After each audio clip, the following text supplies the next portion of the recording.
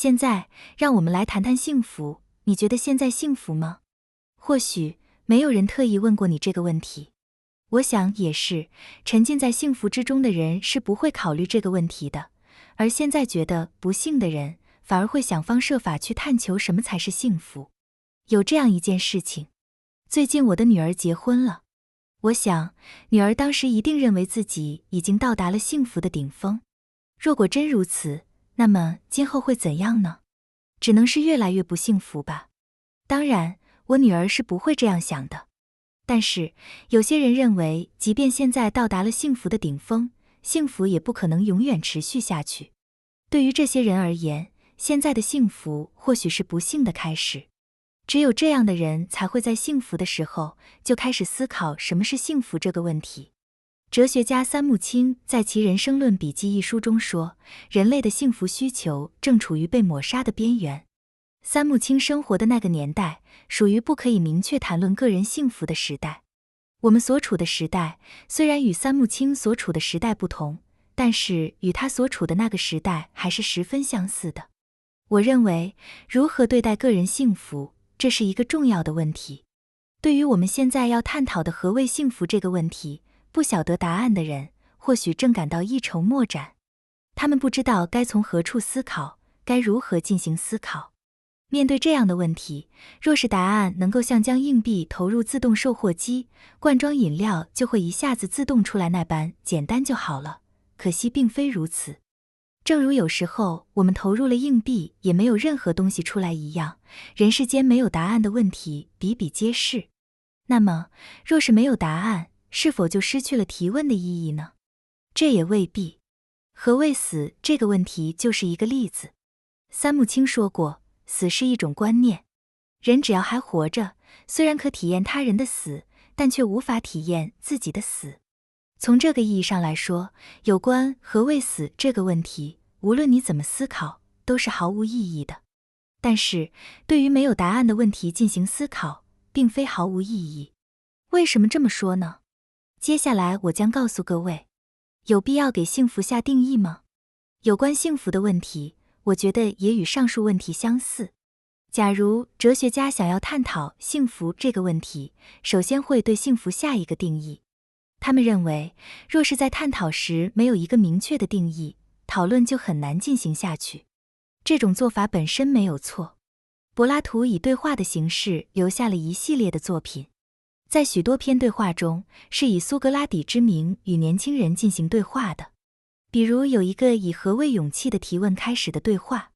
最初，对话的另一方没有理解苏格拉底提出的何谓勇气这个问题的意义，便列举了有关勇气的例子。但是，无论是列举勇气的例子，还是思考如何才能拥有勇气，这都显示你必须已经知道何谓勇气。这次对话结局是，最终我们还是无法回答何谓勇气。我想，肯定有人会想，既然如此，这样的议论不是毫无意义吗？其实不然，其意义正在于寻找答案的过程。即便最终没能找到何谓勇气的答案，但其能够使我们明白思考的路线以及如何进行思考，所以我们就不会朝着错误的方向去寻找答案了。何谓幸福这个问题也一样，我们若是希望得到幸福，那么就必须去认真思考。然而，可以预计，我们寻找何谓幸福这一问题的答案，最终也很可能得不到结果。对于诸如此类的问题，究竟能否找到答案，目前还无人知晓。但是，在我们寻找何谓幸福的答案的过程中，答案的路线或者说方向性，哪怕是有一丁点弄明白了，也是值得的。有关幸福，我们处于全知和无知之间。我们说过，不知道能否找到定义，那么是否在目前这个时间点，我们对何谓幸福这个问题完全无知呢？那也不然。即使对何谓幸福不是完全了解，但也还是知道一点的。没有人会去追求完全无知的事物。我们在这里所说的，并非单纯的指完全无知的人因为什么都不知道所以无知，而是指正因为我们了解自己处于完全知觉的状态，所以才明白现在的自己是无知的。因此，可以说我们处于全知、完全知觉的状态与无知之间。想要弄清楚幸福究竟是什么的人是热爱求知的人，是哲学家，他们并非什么都不知道。我们虽然不是完全明白，但还是知道什么是幸福的。假设现在你觉得自己不幸福，那是因为你知道什么是幸福。正因为你明白什么是幸福，所以才知道现在自己不幸福。或者更进一步说，你曾有过幸福的经验，又或者你现在其实很幸福，只是自己没有察觉到而已。成功与幸福，三木清说过幸福感与幸福不同。比如使用了药物或者喝了酒以后处于酩酊状态，心情变得十分畅快，这不是幸福而是幸福感。看一下我们这个社会，有人高喊着动听悦耳的口号，大家还众星捧月般的去凑热闹，这时他就会兴奋起来，就会有一种幸福感。但是这种东西究竟是不是幸福呢？很值得怀疑。确实，这时候的人心情很舒畅，但有时候冷静下来一想，就会思考这样是否真的很好。有时候，当你还沉浸在类似的兴奋之中，世界却正朝着你未曾想到的方向发展。因此，你必须得明白，幸福与幸福感是完全不同的。进而言之，有别于幸福感的幸福是一种极为理性的东西，因而我们必须理性的去判断如何才能幸福，而不是光凭一时的意气与兴奋就做出选择。一个社会若是借助于感情或凭感觉去鼓动人们，又或者沉迷于诸如此类的东西，是非常危险的。三木清以幸福不同于幸福感为前提，进行了如下阐述：当成功成为人们的主要问题时，幸福就已经不再受人们关注了。当人们都以为成功就是幸福时，就没有人会去思考何谓幸福，什么是真正的幸福了。三木清虽然是二战时期的哲学家，但当我阅读三木清所写的著作时，总觉得他是在论述当今的社会问题。三木清接着还说，自从人们把成功与幸福，以及不成功与不幸福等同看待以来，就再也不能够理解什么是真正的幸福了。确实，这种情况我们已经自然接受且毫无反省。比如，有人认为上好的学校、进好的公司、生活富裕了就是幸福，但三木清则认为这是成功而不是幸福。幸福是质的概念，成功是量的概念。要说两者有何不同，首先幸福对于每个人而言是独创的，属于质的范畴，而成功则是普遍的，属于量的范畴。之所以说幸福对于每个人而言是独创的，是因为幸福只适用于当事人，对当事人而言是幸福，但对其他人而言却未必。说幸福属于质的范畴就是这个意思。若是量的东西，别人就可以模仿；若是谁都可以办到的事情，就会有人出来模仿并追随。被讨厌的勇气成了畅销书，这还得多谢各位读者。但是畅销是量的范畴，书畅销了就会有人出来模仿。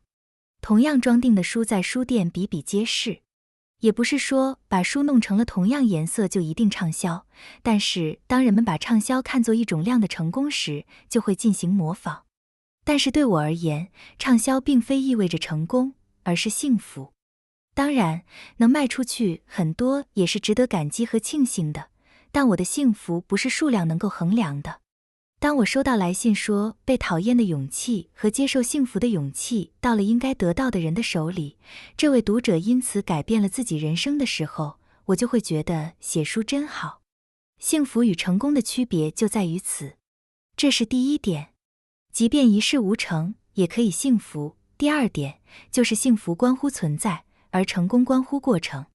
三木清认为，成功与进步一样，是直线向上的。同时，他还指出，幸福本来就没有进步这一元素。幸福是一种存在，并非过程。意思是，我们此时此刻在此地活着就是幸福，就是说，不一定要为了幸福去成就什么。但是，成功则不然，必须上好的学校，然后要进好的单位。认为不能做到这些，就不能说是成功。对于把成功与幸福等同看待的人而言，现在没有成功就不是幸福。不过，人不是因为经历了一些什么才会得到幸福的，相反，也不是因为经历了什么事情就不幸了。有关幸福是不能使用变得一词的，也就是说，我们不是变得幸福，而是就有幸福。我在被讨厌的勇气中说过，人在当下的瞬间就能感到幸福。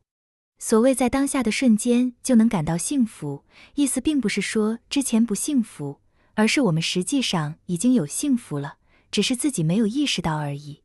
因此，从意识到幸福存在这个意义上来说，我们变得幸福了。若是你明白这一点，即使什么也没有完成，便可以说你瞬间得到了幸福。这不是说你以前不幸福而现在幸福了，而是指你必须意识到你从前就一直是幸福的。三木清想要说明的就是这一点。另外，为了成功，你就非得完成各种事情不可。当被问到是否幸福时，自己觉得不幸福的人会说，他还没有完成某个目标，比如说遇见一个自己喜欢的人，认为只要能跟对方结婚就会幸福。但这不是三木清所说的幸福。认为达到了目标就会幸福的人，当他完成了某个目标，在完成此目标的同时，又会制定出新的目标。正如海市蜃楼，无论怎么努力，总是到达不了幸福。这样的人把幸福与成功混为一谈了。幸福关乎存在，成功关乎过程。若对于这两者的不同再做一点补充，那就是成功是幸福的手段。虽然三木清并没有这样说过，但由于许多人认为成功就必然能幸福，对这些人来说，成功并不只是幸福的手段。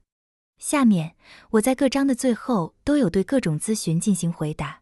有时候，即使看上去是与自己没有直接关系的问题，但是当你读到这些回答时，或许能够明白如何找到解决问题的线索吧。而且，也能更加深刻地理解本书的主题——幸福。为深爱的家人从事着一份不错的工作，但对人生的绝望感还是周期性袭来，应该如何继续下去？我的苦恼是定期袭来的绝望与失望。这种感觉很多时候是与朋友及单位同事开开心心的喝过酒以后，在回家的路上袭来的。平时如痴如醉的扑在工作上，工作结束后便去酒馆喝酒买醉。休息日和家人一起愉快地度过闲暇时光，然后又回到公司醉心于工作中。如此苍白而不断循环的日子，感觉自己完全就像索多玛的居民一样，或者就像是三岛由纪夫所预言的人。荒唐无由的空虚在我回家的路上突然涌上心头，使得我步履蹒跚，难以前行。虽然有一份不错的工作，拥有深爱的妻子儿女，但是失望的感觉依然有增无减。想要寻找从中解脱的办法，人生太过短暂，而我又太过愚钝。好不容易找个人来诉说一下折磨我的这种感觉，但总是得不到对方的共鸣。希望您能借我一点智慧。越是想真诚的生活，就越是不能回避这个问题。不过，所谓不错的工作和深爱的家人不是你人生成功的证明。现在的人生究竟是否值得继续？人生的意义究竟为何？对于这样的问题，越是想真诚地生活下去，你就越是不能回避。我第一次感到荒唐无由的空虚，是在我上小学的时候。不知道你所感觉到的空虚是否和我的相同？我当时突然想到的是，自己目前虽然有着各种各样的感觉，进行着思考，但若是死了，也就万事皆空了。既然人终有一死，为何又一定得活着呢？我清晰地记得这个问题让我无比绝望，以至于彻夜难眠。但看到周围的大人们谈笑风生，活得很开心，感到很吃惊，心想，难道他们不知道人生有限吗？因为发生过这样的事情，所以我选择了学习哲学，觉得自己应该找出既然人终有一死，为何又一定得活着这个问题的答案。坦率地说，到现在我都没觉得自己已经找到了这个问题的答案。因为这和其他事情不同，我们品尝百味，但只有死这件事，在人活着的时候，任谁都无法经历，所以要说是否有答案，实在没有。即便如此，也不是说没有答案就无法活下去了，而是没有答案也必须活下去。阿德勒指出，万事虚妄，人生短暂，人们不可能知道将会发生何事。你也说了，空虚即人生短暂，你也同意人们不可能知道将会发生何事吧？就算目前看上去万事皆顺，但谁也无法预料这各种状况能够持续到何时。其他的事情突然发生，或许可以应付，但是死这件事情，因为不知道何时会来临，所以一想到死就会不安起来。你的绝望与失望就是在这种空虚和不安中产生的，但我觉得这不是他找到了你，你只有认识到，无论是酩酊大醉后的绝望，还是醉心于工作，都是你自找的，才会看清楚为何这些事情会发生在你身上。无奈的空虚来袭时有一定的模式，与其说绝望和失望定期袭来，不如说是你自己招来的。绝望来时是有一定模式的，也就是说，荒唐无由的空虚是在与朋友及单位同事一起开心的喝过酒以后的回家路上袭来的。当你还在喝酒的时候，并未感到这种空虚；休息日和家人在一起时也没有这种空虚。但是开心的喝过酒以后，在回家的路上空虚袭来，和家人一起愉快的度过闲暇之后，又醉心于工作。在我看来，无论是真喝醉了，还是醉心于工作，你都是为了想要忘记什么，或者是想从什么事情中逃脱出来，才会进入一种酩酊的状态。坦率地说，我觉得你不能醉，必须保持清醒。很明显，就算你喝醉了，也无法从绝望和失望、荒唐无由的空虚中逃脱，所以你只能面对。不过，也不是没有突破口。首先，你可以改变与朋友、单位同事和家人相处的方式。绝望的人往往会变得懒得与人交往，但是你并没有回避人际关系。问题在于如何与朋友或家人交流。我觉得你不能把与朋友和家人愉快的相处当作逃避空虚的手段。虽然一想到将来你就会感到不安，但是你不要为还没有发生的事情烦恼，尽情地享受与朋友或家人在一起度过的时光即可。你正玩得高兴时，去考虑将来的事情会很扫兴。其次，有关工作也可以改变一下投入方式。绝望的人是不想工作的，而你还在工作着，只是对你醉心于工作有些担心。工作狂有时会以工作忙为由而疏忽了家庭。其实，疏忽家庭是为了从家庭问题中逃脱出来，于是忙于工作。而你不一样，你还是重视家庭的，所以看来你并不是想要从家庭中逃脱，而是为了从人生这个大问题上转移视线，便以酩酊状态埋头工作，并由此来逃避不安。不过，我希望你在工作时也保持清醒，和与朋友或家人相处的时候一样，专心致志地投入工作。空虚之所以会袭来，是因为你当时没能集中思想。娱乐也好，工作也罢，都一样，包括对于死亡的问题在内，都是你因为未知的事情而不安。若是你思想集中的话，就不会去考虑未来的事情了。还有就是，当你醉心于工作的时候，究竟能否从工作中获得快乐？我觉得这里也有突破口。人生有限，无可奈何，但并不是因为活在有限的人生中，就一定会感到空虚。阿德勒说过，人生虽然有限，但漫长的足够你去好好的活。很好的工作或深爱的家人并非成功的证明，究竟如何才能使得有限的人生过得有价值呢？有一次，当阿德勒被问到人生的意义为何时，他是这样回答的：不存在人生的意义。只是读这句话，我们会觉得似乎阿德勒是在说人生毫无意义。但是他又继续往下说，人生的意义是你自己赋予的。读了这句话就会明白，阿德勒并不是说人生毫无意义，而是说没有一个适合于任何人的普遍的人生意义。若说普遍的人生意义，其实你已经找到了。你有一份不错的工作，拥有深爱的妻子儿女，能够拥有这些是值得庆幸的，周围的人也许会很羡慕。但是我觉得你不可以把有一份不错的工作和拥有深爱的妻子儿女看作普遍意义上的成功。也就是说，如果你不是从表示地位的工作中，而是从其他人不能胜任的工作中，不是从显示身份的家庭中，而是从与你所读中的妻子儿女共同生活中获得喜悦的话，那么这就不是成功，而是幸福。幸福的人生不会空虚，它能给我们带来充实的意义。我们不是因为成就了什么而变得幸福，也不是因为失去了什么而变得不幸。如果你明白你现在这样子就已经幸福了，那么你就不用害怕会失去这些，也无需通过买醉来消除你所说的恐惧和不安了。无论是住房还是给孩子取名，都被妹妹模仿，我深感困惑。我因为不能与妹妹相互理解而感到苦恼。我和妹妹都结婚了，我在公寓大厦买了一套住宅。妹妹结婚后，最初因妹夫的工作关系住在外地，可2年前搬到了我家附近住。我是考虑到我丈夫上班方便，所以买了公寓大厦的住宅，而妹妹他们与这里既无地缘关系，也不是为了上班方便。不到1年时间，妹妹一家搬进了我们同一座公寓大厦。最初去妹妹家的时候，看到她家室内装潢和我们十分相似，就感到很吃惊。我丈夫也感到很惊讶，有好几件东西都和我们的一模一样。我跟他说别老学我们，虽然最终买了同样的东西，但希望他能稍稍考虑到我们的心情。可是他完全不予以理解，反而说我是被迫害妄想症、自我意识过强等等。他们还说为什么我买东西要问你们呢？更有甚者，连给孩子取名也相似。他有一个孩子和我们的孩子同岁，幼儿园和小学都跟我们的孩子在一起。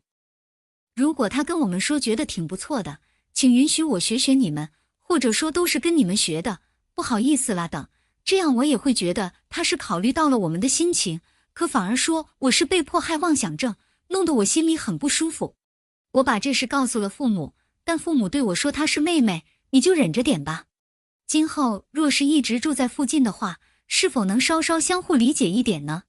真的很苦恼，怎么办才好呢？妹妹要模仿的是你的成功，不是你的幸福。对于妹妹而言，姐姐是一直在自己前面的领跑者，而对于姐姐来说，因为自己做什么都是第一次，所以很多时候会失败。妹妹是学着姐姐成长起来的，并掌握了其中要领，尽量不再重蹈姐姐失败的覆辙。而且她也知道姐姐成功了，她只要照着姐姐的样做就可以了。有这样一位聪明伶俐的妹妹，努力奋斗的姐姐有时候肯定会感到可气可恨吧。有的妹妹一直在等待机会，看到在自己前面领跑的姐姐稍有懈怠，便一下子赶超过去。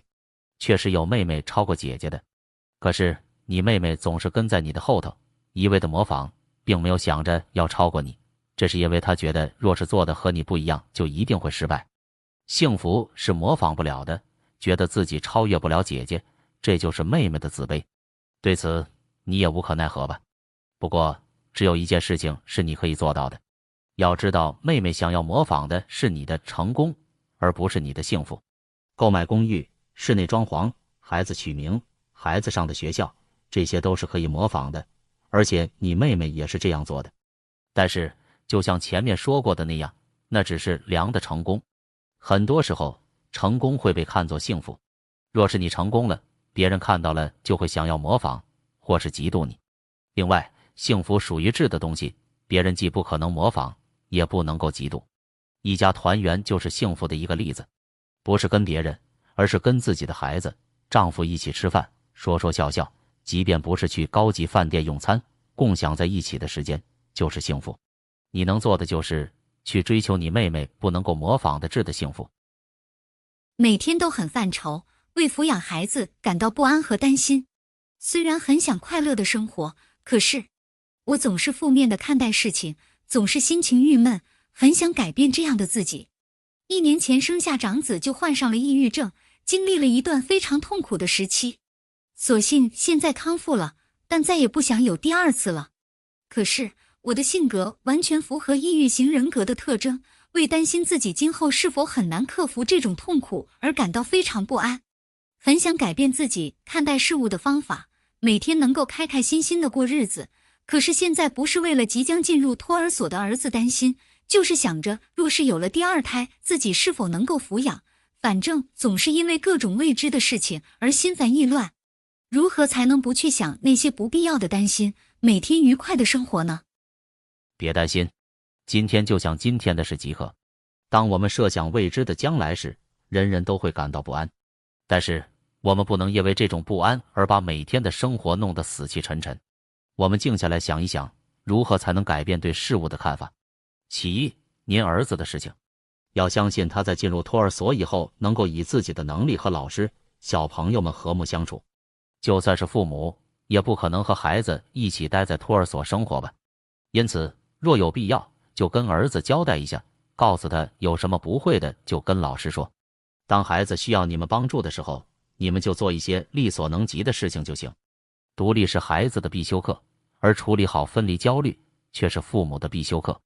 很多时候，孩子并没有向你寻求帮助，做父母的就抢先去做了。比如，怕孩子绊倒而急忙将路上的石头踢开，在这种预见性的保护之下，孩子的确暂时不会受伤，但也失去了直面挫折的机会。有时候，我们还是有必要让孩子从失败中学习，痛才是成长。其二，不要为将来的事情担忧，哪怕是明天的事情，不到明天就不知道究竟会发生什么。既然如此，明天的事情就到明天再考虑，我们过好今天就已经很好了。至少你应该这样想，生第一个孩子时的难关，你早就闯过了，那第二胎一定没问题吧？这就是我们说的，凡事往好的方面想。年轻时在酒吧跟客人说了谎，骗了客人很多钱，这种罪恶感到现在也无法释怀，感到很痛苦。我是一个30岁的女性，从事售货员工作，因自己过去做坏事留下的罪恶感，现在时常觉得很痛苦。上大学时，因为需要钱，便在酒吧打工，工没打多久就辞了，但私下里却与其中一位客人经常有联系，慢慢的，他开始给我买名牌商品。对方是位未婚的年轻人，涉世未深，所以两人从未有过肉体上的关系。我骗他说自己付不起学费，不知道该怎么办，于是他给了我400万日元的现金，作为我的留学费用以及在当地的生活费。之后我就有意识地与他断绝了联系，出逃一般的出国留学了。自此10年过去，如今我在日本有了一份稳定的工作。正因为年轻时候贪恋于不劳而获，所以现在工资很低，生活十分艰难。虽然这一切都是自作自受，不过有时候一想起这些事情，就会因罪恶感而觉得内心煎熬。我想请教您一下，有没有什么好的办法？坦率地说，我觉得没什么问题。你只是以过去的罪恶感为由，阻碍着现在的自己。坦率地说，也许对方认为向你提供援助是件好事，所以我觉得没什么问题。从道义上来讲，你说了谎，把对方当作自己生存下去的手段，这是有问题的。但是事到如今，这也无法挽回了。我担心的是，你时不时带着罪恶感回忆过去发生的事情，这似乎束缚了你现在的人生。每当你想要开始做点什么新的事情时，它便会成为你的阻碍。既然你过去经历了无畏的人生，如今理应也能够这样去生活。现在若是你因当时的事情而怀有罪恶感，那么只要你决心不再把别人当作手段，尽量自力更生就行了。阿德勒有一个理论叫外部因果律，意思是将原本不存在因果关系的事情解释成似乎存在着重大的因果关系。你说因为年轻时不劳而获，所以现在工资很低，生活艰难。这种想法是走进了偏执的陷阱。你也不是自作自受，过去的经历与现在工资低、生活艰难之间不存在任何因果关系。你也可能是这样想的，由于过去不劳而获，你才轻而易举地得到了金钱。因为曾经的钱来得太容易，所以现在就算有了工作，你也会觉得工资很低，感到不满。如果是这样，那我能理解。那就忘掉过去的生活，今后努力去谨慎朴实的生活就可以了。自卑的人很难找到爱情。我觉得对方或许并不是你所讲的那样，因为他涉世未深，所以从未对你有过肉体方面的要求。虽然有些人会为了肉体上的欲望而给对方买名牌商品，但是你说的那位男士，或许只是能跟你在一起就感觉很满足了。不过，我觉得那位男士之所以给你买名牌商品，还给你提供学费和生活费，很可能是出于他的自卑感。也就是说，他认为不这样做就得不到你的欢心。有可能他早就知道你说付不起学费是骗人的。总之，对方单方面的付出让你产生了巨大的压力，让你与他断绝了联系，出逃一般的出国留学了。我觉得他对你的爱不太自然，他更多的是想得到你的认可。当然，这与对等交易的爱完全不同，并非我给了你多少，理所当然你也得给我多少。从这个意义上来讲，或许可以说他教会了你什么才是真正的爱。在我的概念里，没有真正的挫折。我的人生道路从未有过挫折。若用准确的词语来表述，那就是我从未使用挫折一词来回顾自己的人生。即便发生同样一件事情，结果也是因人而异的，有人把它看作挫折，有人却不认为是挫折。就拿我来说，哪怕遇到不顺利的事情，我也不会把它看作挫折。但是过后再仔细思量，按照普遍的认识，我也算是经历过好几次挫折了。我想在这里跟大家谈一谈这些挫折。首先谈一下我读研究生时的校园生活。由于走了很多弯路，我完成研究生的博士课程比其他人要晚很多，那时都已经31岁了。这是因为我之前考研究生的时候经历了一番周折，在进入自己喜欢的哲学专业之前，用掉了很多时间。希腊语成了我的障碍，我从高中起就一直想要学哲学。教我们伦理社会课的老师曾在京都帝国大学进修过哲学，在课堂上给我们讲授很深奥的内容，我因此被哲学深深吸引。进入大学以后，我准备以亚历山大里亚的斐洛这个人物作为研究课题。亚历山大里亚的斐洛是公元1世纪左右的一位犹太人思想家，正好与耶稣生活在同一个时代。为何我想要研究斐洛呢？因为我对希腊思想与西方思想的交融很感兴趣。在斐洛生活的那个年代，犹太人已经不懂希伯来语了。但是，基督教所说的旧约圣经，犹太教作为圣经原本是用希伯来语写的。也就是说，犹太人无法用原来的语言来阅读当时的圣经。那么，当时他们读什么呢？是由70位学者将希伯来语圣经翻译成希腊语的70是一本圣经。可是，希伯来语和希腊语是性质完全不同的两种语言，所以在翻译的过程中融入了很多希腊哲学的概念。换言之，就是当时犹太思想与希腊思想交融在了一起。对此，我非常感兴趣，想就此进行研究。虽然是这么想的，但其实这是一种鲁莽的挑战，因为当时我对希腊语和希伯来语都一窍不通。虽然很想研究，却不知从何入手。正当我在苦思冥想该如何是好的时候，与一位老师不期而遇。与教我迂回而行的老师不期而遇，能与这位老师相遇，实在是三生有幸。同时，也开始了我的迂回之路。有一天，我正在大学校园的一角看书，看的是日本国内著名大学者田中美之太郎先生所著的《哲学入门》。恰巧有位同一社团的学弟经过，他问我在看什么书，我就把书递了过去。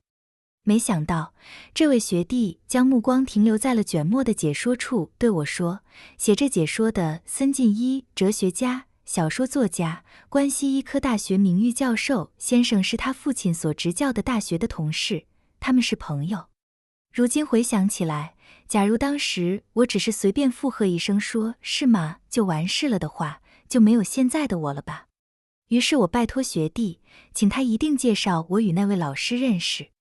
事情进展得很顺利，当天晚上学弟的父亲就给我打来电话说，既然这样，那我就给你介绍吧。好像他一直在家举办读书会，我想办法联系他一下，让你也参加。于是，在来电话的1周以后，我就坐在了森进一先生书房的沙发上。森先生说，所谓哲学，其语言和概念都来自希腊，所以不从希腊哲学开始学就毫无意义。今后，无论你们学习什么哲学，希腊哲学的基础是必不可少的。也就是说，我必须得下决心，认真投入希腊语的学习中去。这时，我已经是大学3年级学生了，从零开始学习希腊语、阿尔法、贝塔、伽马，同时也去参加这样的读书会。很多年里，我每周都会去参加读书会。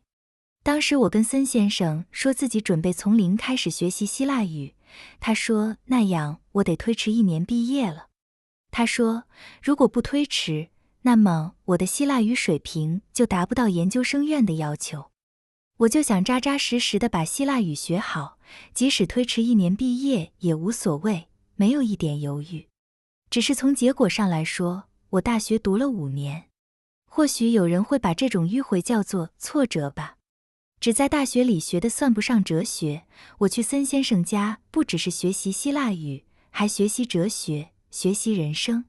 参加读书会的不仅有同龄的年轻人，还有年长的，个人的背景也是各色各样，既有像我这样立志于学哲学的人，也有学医学的学生，还有正在行医的医生。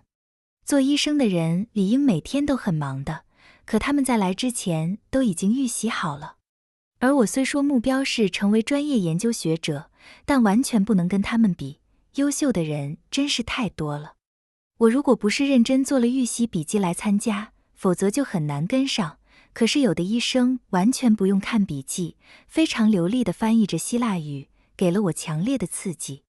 聚集到这里的人们不但水平很高，还从本质上教会了我什么才是学习。我觉得有很大一个原因，就是这个读书会并不是学院派的世界。我的志愿是做一名哲学研究者，而其他与会者都已经踏上社会，或者已经作为专业人士活跃在各自的领域。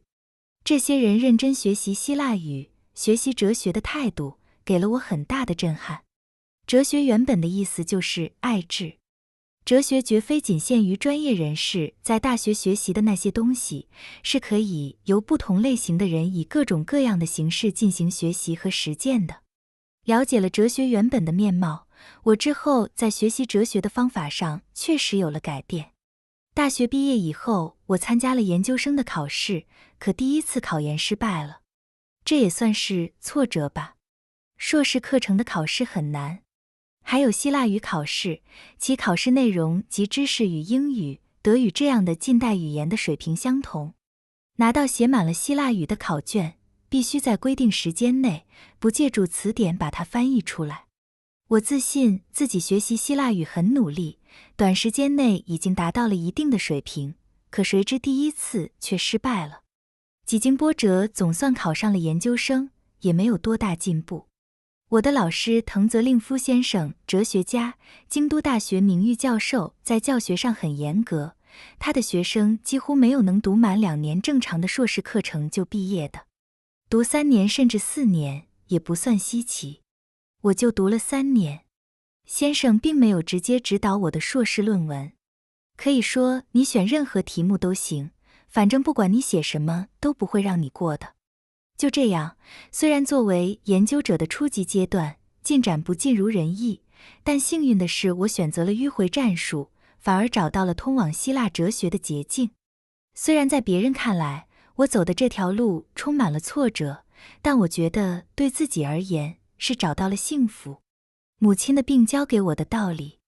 再补充一点，那个时候我的私人生活也经历了可称之为挫折的考验。我刚考上研究生，母亲就因脑梗死病倒了。我和父亲轮流照顾母亲。父亲白天有工作，除了下午6点到晚上12点之外，我和父亲每天有18个小时要轮换着守在母亲病床前。因此，大约有半年时间，我无法去学校上课。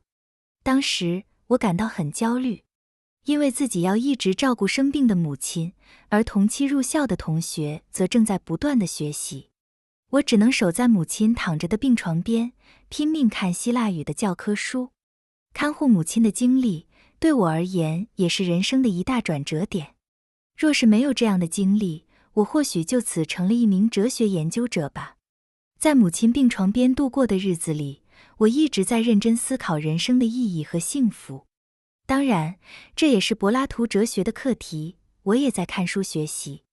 但是，母亲一天天地衰弱，也促使我不得不对人生的意义进行认真的思考。这种思考不是作为一种知识，而是作为我自身的人生观。母亲渐渐地失去了知觉，最后进入了昏睡状态。目睹母亲的样子，我每天认真思考着，人活着的意义是什么？病成这样依然必须活下去，这样的人究竟是怎样一种存在？在思考的过程中，我领悟到，名誉和野心在人生的最后阶段是没有任何意义的。虽然我处于立志学哲学的阶段，也早就断了赚钱的念头，不过想要成为研究学者获得成功的野心还是有的。但是，在母亲身边度过的那些日子里，我开始对此产生怀疑，心想，难道成功就是立志学习哲学的真正意义所在？前面谈到的参加森先生主办的读书会的经历也反映了这个问题。就像森先生在大学里教书，同时也是小说作家那样，我开始思考，觉得自己的人生不能只有研究工作。我意识到自己还是被要成为大学教授的名誉心束缚住了，于是追求更纯粹的学习哲学的意识渐渐占上风。母亲住院3个月以后还是去世了。当我伴随着母亲的遗体回到家里，感到自己的人生发出了惊天巨响，脱离了追求到目前为止人生目标的轨迹。当然，我也认为跟着博学的老师和优秀的同学们一起度过的校园生活还是非常有意义的。但是，人生并不是只有大学。我开始想，不能一辈子就做一名研究者。于是，我走出了校门。因为有了这样的伏笔，所以才有了日后与阿德勒心理学的相遇。因抚养孩子的苦恼而与阿德勒相遇，精神科医生阿尔弗雷德阿德勒1870年出生于奥地利，我与他相遇源于抚养孩子。还在读研究生博士课程的30岁的我，有了第一个孩子。当时我妻子也有正式的工作，所以也不用商量，我就担负起了接送孩子去托儿所的任务。我与孩子在一起的时间比较长，于是产生了种种烦恼。而且，无论做什么事情，我都处于不断失败的摸索状态。这时候，有一位朋友建议我说，阿德勒心理学或许可以为我提供参考。经过多方查找，我了解到阿德勒是从学院派的世界脱离出来之后得到了重生。他曾提交了一份足以胜任维也纳大学教授的论文，可是被退了回来。我觉得似乎在某些地方，我们的经历重叠在了一起。最引起我共鸣的是，阿德勒的整个职业生涯基本上一直都在从事医生的工作，而且是在付不起医疗费的贫苦大众居住的地方，一心一意地从事着临床医疗。因此，他所阐述的不仅仅是理论和思想，还具有很强的实践性，并且拥有强大的力量，以至于立刻就可以使人改变人生的道路。但是，在当时的日本，他并未受到相应的关注，几乎没有人研究他的学术，因此只有我自己来做了。于是我就开始研究起阿德勒的心理学。不过，我并没有将此与自己之前的研究进行有意识的切断，还是按照哲学的流派来把握阿德勒的学术。因此，对我而言，阿德勒与其说是心理学家，不如说更像一位哲学家。这种认识我到现在也没有改变。在《被讨厌的勇气》一书中，我也是把阿德勒作为哲学家介绍给读者的。阿德勒与弗洛伊德、荣格等近代心理学的先驱不同，他之所以鲜为人知，坦率地说，是因为在大学的课程里几乎没有讲过他的理论，也没有介绍过他。就连大学里专攻心理学的学生，很多人也只是听说过阿德勒的名字。就是在这样的状况下，1989年已经33岁的我开始研究起阿德勒来。最初，我是一边阅读阿德勒的原著，一边照顾孩子的，不久便取得了阿德勒心理学的心理辅导资格。我平时一边担任大学的外聘讲师，一边从事自己本专业的希腊哲学的研究，同时还研究阿德勒心理学。到了40岁，总算有了专职工作，是在一家精神科医院做心理咨询顾问。虽然很迟才找到正式的工作，理应珍惜，但是我在那里工作了3年就辞职了。辞职只比被讨厌的勇气，辞职是因为医院的工作非常繁重，我把身体搞垮了。每天就算工作12个小时，也还是有工作做不完。但是我又非常自信，觉得医院很需要自己。我去大医院接受了精密的检查，结果是原因不明，可能是过劳与紧张加在一起造成的。身体慢慢的恢复了，我也回到了单位。可就在这当口，我上楼梯一脚踩空，又把脚崴了，不得不病休3周。当时我受到了很大的打击，或许也叫挫折吧。这个打击不是因为生病，也不是因为崴了脚，而是因为我发现，即使我不在，医院也运作如常。本来我很自信，医院没了我肯定不行。毕竟像我这样，无论对患者病情还是对医院运营样样精通的人很稀缺。我不在，医院的运转肯定不顺利。然而，并非如此。我冷静下来思考一下，这不是理所当然的事情吗？因为那时我把工作看作自己的依归之所，所以觉得有很大的失落感。但也正因为我辞去了这家医院的工作，后来才有了执笔《阿德勒心理学入门》一书的机会。我是1999年3月辞职的，同年2月 ，KK 最畅销出版社的编辑四口雅燕找到我说，能不能给他们写一本有关阿德勒心理学的书。由于在当时的日本，阿德勒心理学还不为人所知，故他力劝我说一定由他们的出版社来发行这样的入门书。我被他说服了，因为他是一位有先见之明的人。如果我一直这样在那家医院从事咨询顾问工作的话，估计就完全没有时间执笔了。很幸运，《阿德勒心理学入门》这本书又重新再版，现在依然很畅销，成了长期畅销书。你看，我的人生并不像通俗意义上的那么顺利，但我无论是生病，还是受伤，又或是辞职，结果都是好的。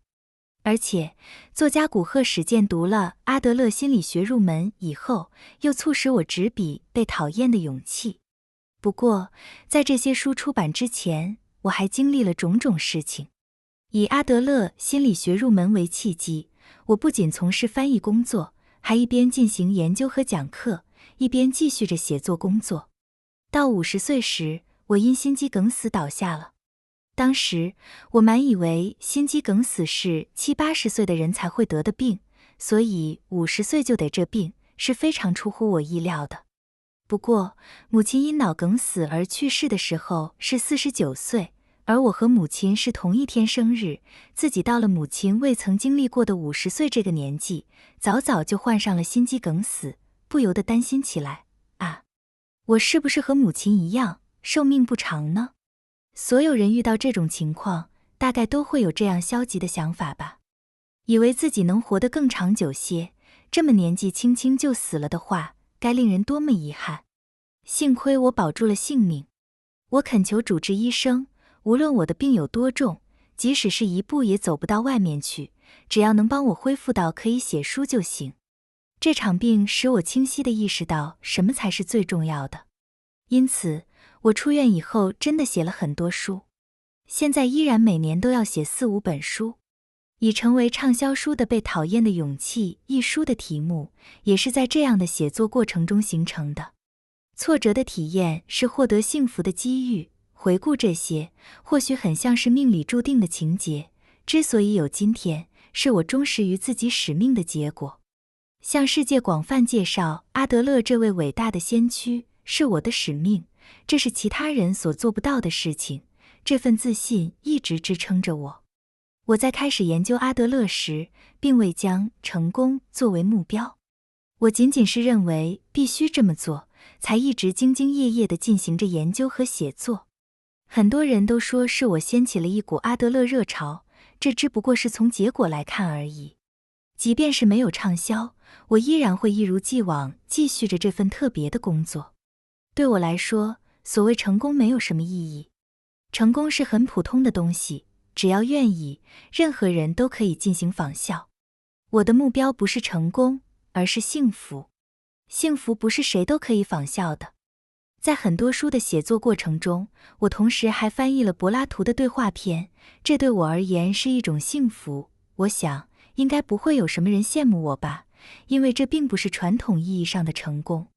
但于我个人而言，这就足够了。幸福不是普遍意义上的概念，归根到底是很个人化的东西，不是其他哪个人的，而是自己独有的。我给大家分享了一个关于挫折的话题，大家是不是觉得我说的含混不清？那是因为我的目的是想谈论其他人无法仿效的幸福。即使把我个人的体验普遍化了，也没有多大意义，而且我未曾以成功为主线来看待自己的人生，所以相对而言，对挫折或失败之类的概念没有太在意。或许我经历了许多社会上人们一般所认为的挫折，但我觉得这一切都是机遇。只有一点是可以肯定的，那就是为了幸福，所谓的挫折是绝对必须的。人只要活着，就会感到痛苦，也会产生挫折感，这就像鸟在天空中飞翔必须有空气阻力一样，鸟在真空中是飞不起来的。正因空气中有阻力，所以鸟的翅膀才有可能抓住气流，鸟才能飞向天空。如此想来，或许任何挫折都可以成为获得幸福的机遇。今后的人生如何度过？致少年的你。我想起了自己读高中时所经历的事情。作为一名毕业生，我想跟大家谈一谈人长大究竟是怎么一回事。我第一次感觉自己已经长大成人，是在高中2年级。起因是在伦理课上，我觉得老师把我看作一个平等的人。在这之前的1年，有一次我正在走廊上走着，那位老师从对面走了过来。那年我才16岁，老师已经年过70。与老师擦肩而过的时候，大家都会点头打招呼吧。当时我也很自然地低了一下头，而老师明显停下了脚步，对我深深鞠了一躬。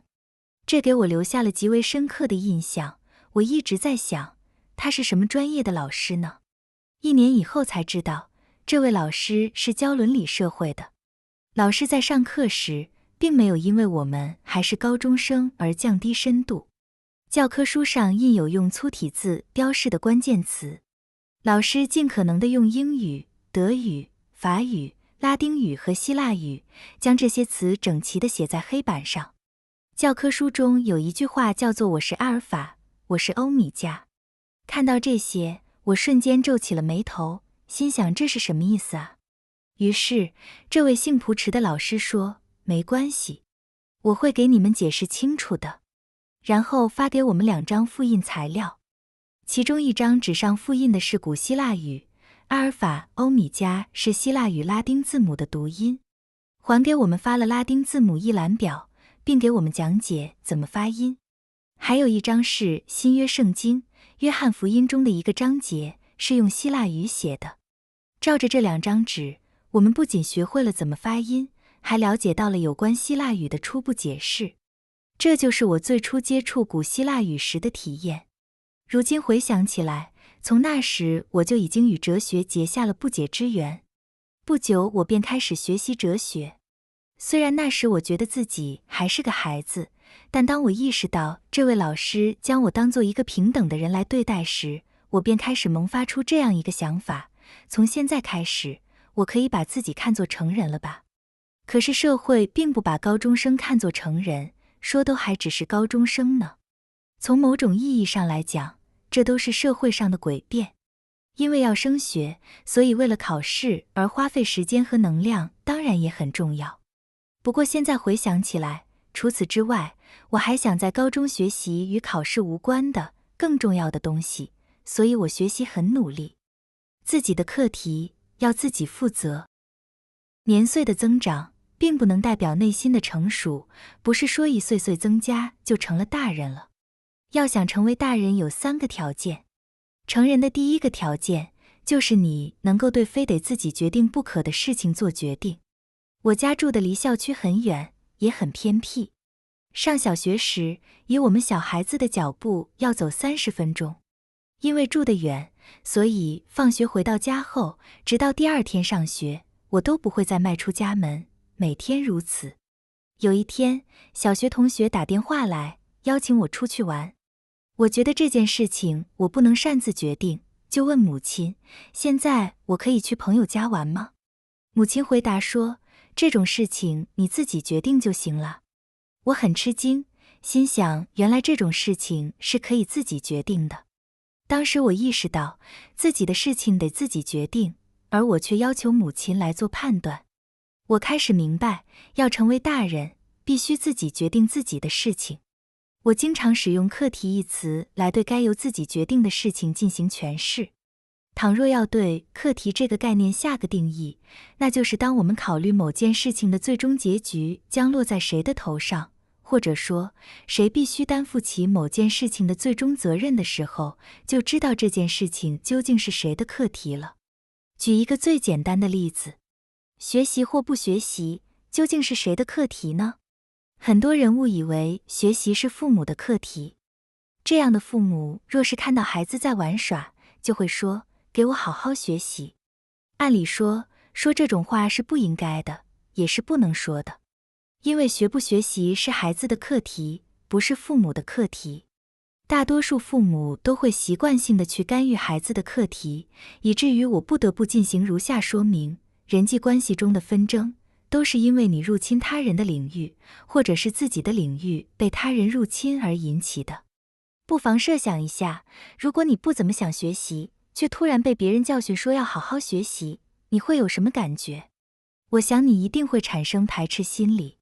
这是因为这种事情别人不说你也明白，你也知道不学习是不行的，可就是不喜欢别人来告诉你。如果老师成天督促你，你反而会产生逆反心理。因此，我想告诉各位父亲或母亲，不要对孩子说给我好好学习。学不学习是孩子的课题，而你们有自己的课题。我的儿子现年30岁，初中时他上的是一所公立学校，准备考某所高中。要想从初中考入那所学校非常难，结果他还是考上了这所必须初中和高中连读的全寄宿制学校。我并没有干涉他，去不去上这所学校是孩子的课题，我不能为他做决定。因此，我选择了尊重孩子的意愿。儿子认真地翻阅着学校宿舍的介绍，突然对我说：“我不打算去这所学校了。”那所学校并不是轻而易举就能够考上的。于是我问他为什么不想去了，原来是因为那份宿舍介绍里印有一张夜晚生活的时间表，上面写了强制自习几个字。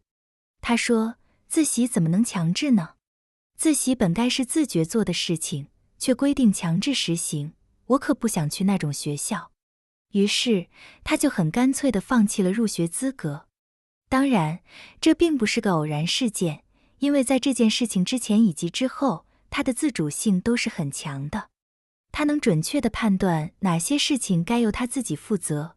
我从来没有对他说过给我好好学习之类的话，也没有督促过他。我真的感到满心轻松。站在孩子的角度来看问题，从某种意义上来说，或许有人督促他好好学习会更轻松些。也许很多人都认为，完全没有外部力量的推动，一切都靠自觉，是件很难的事情。但是，意识到自己的课题只有自己才能解答，这是成为大人的必要条件。曾经有母校的毕业生到我这里来咨询，突然给我发来一封邮件，说自己是很多年前洛南高中的毕业生，想与我这个学长见个面。我读了邮件以后心想，虽然我平时很忙，很少有时间与某个人私下见面，但因为是校友，见见也无妨。他4月刚进某家公司工作，可5月就辞职了，从东京回到了京都，然后就找到了我。我记得我当时问过他为什么辞职，而在问之前，他先做了自我介绍。一般来说，别人要求你做自我介绍时，你会怎么说呢？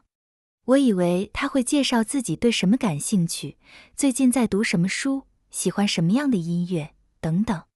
不成想，他忽然间正襟危坐，就像朗读履历表一样，一条条给我叙述自己的经历，这令我十分诧异。他为什么5月就辞职了呢？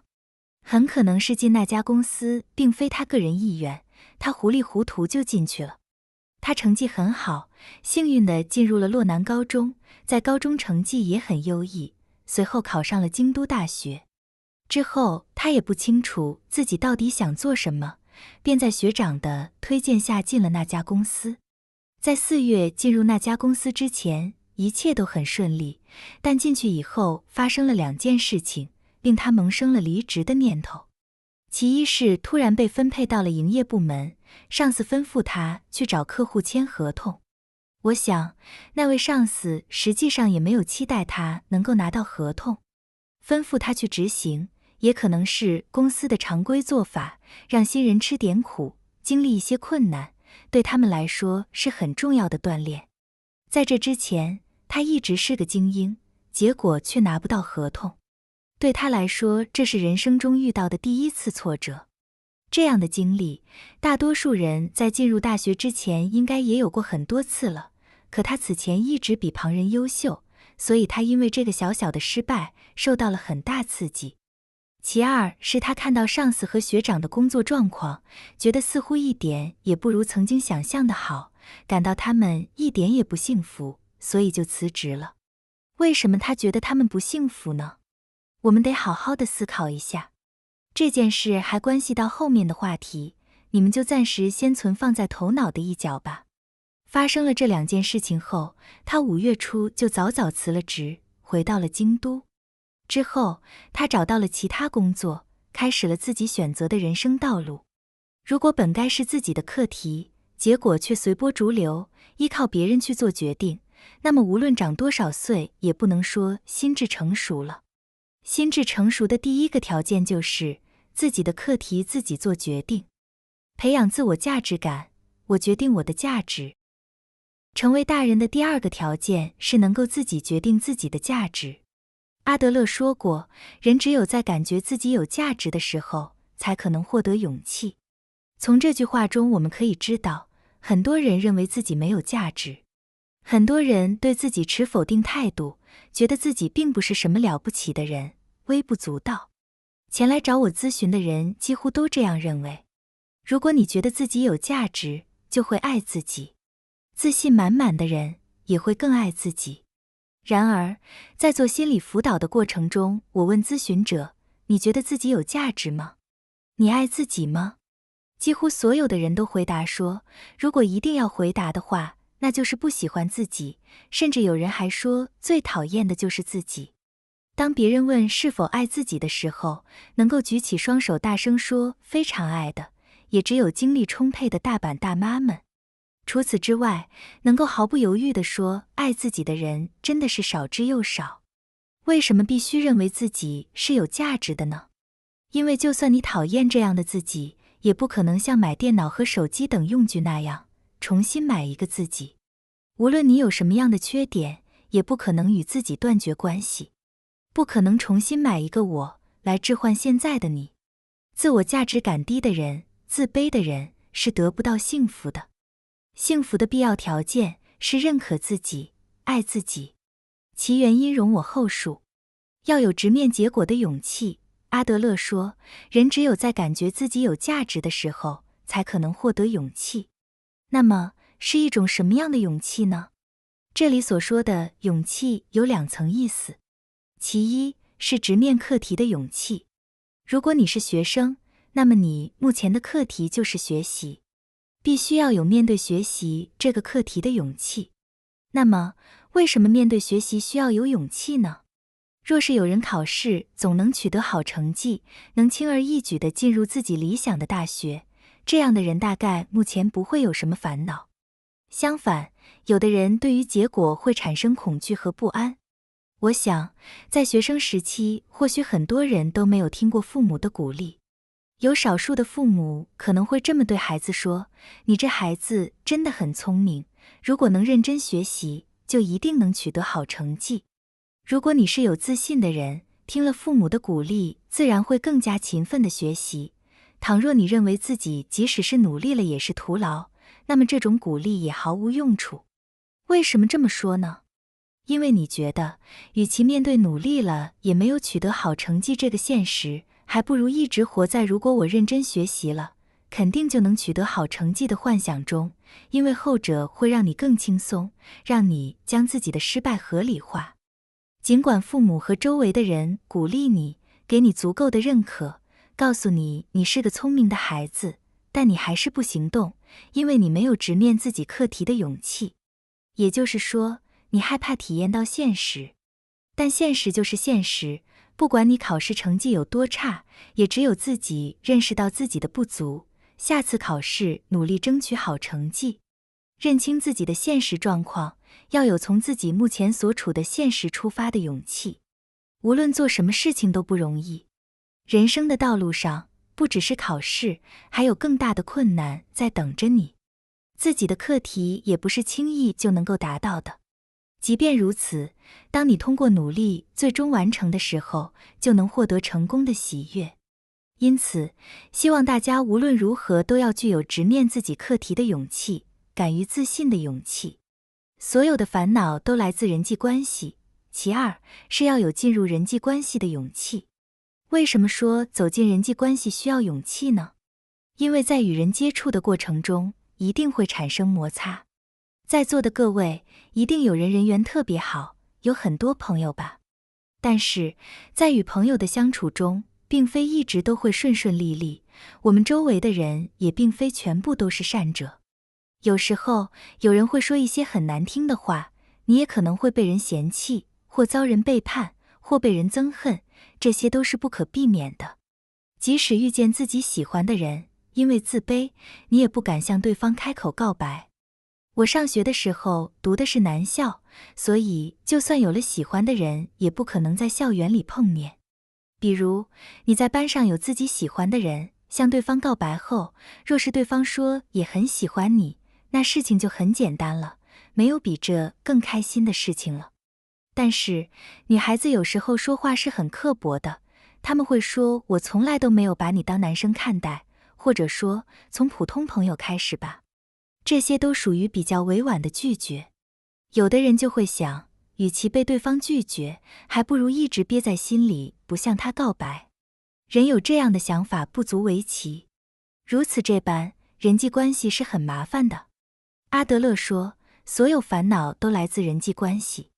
他甚至断言，除了人际关系的烦恼，就没有其他烦恼了。虽然很多人不同意这种说法，但仔细想想，我觉得他说的没错。就拿我自己来说，我的烦恼可以说除了人际关系之外就没有别的了。比如很多年轻人害怕人际关系，产生社交障碍，担心在跟人打交道的过程中受伤，就干脆不去上学了。既然人际关系这么麻烦，那最简单的办法就是不与任何人来往。但我们换个角度来考虑，活着的喜悦和幸福，只有在与人交往的过程中才能够获得。各位同学，你们最近有没有感到活着真好呢？我想，不久的将来大家会结婚。与对方经过了很长一段时间的交往，你可能会自然而然考虑结婚的各种事宜。那么，为什么要结婚呢？就这样一直交往下去也不错啊。那正是因为你确信与这个人在一起会幸福。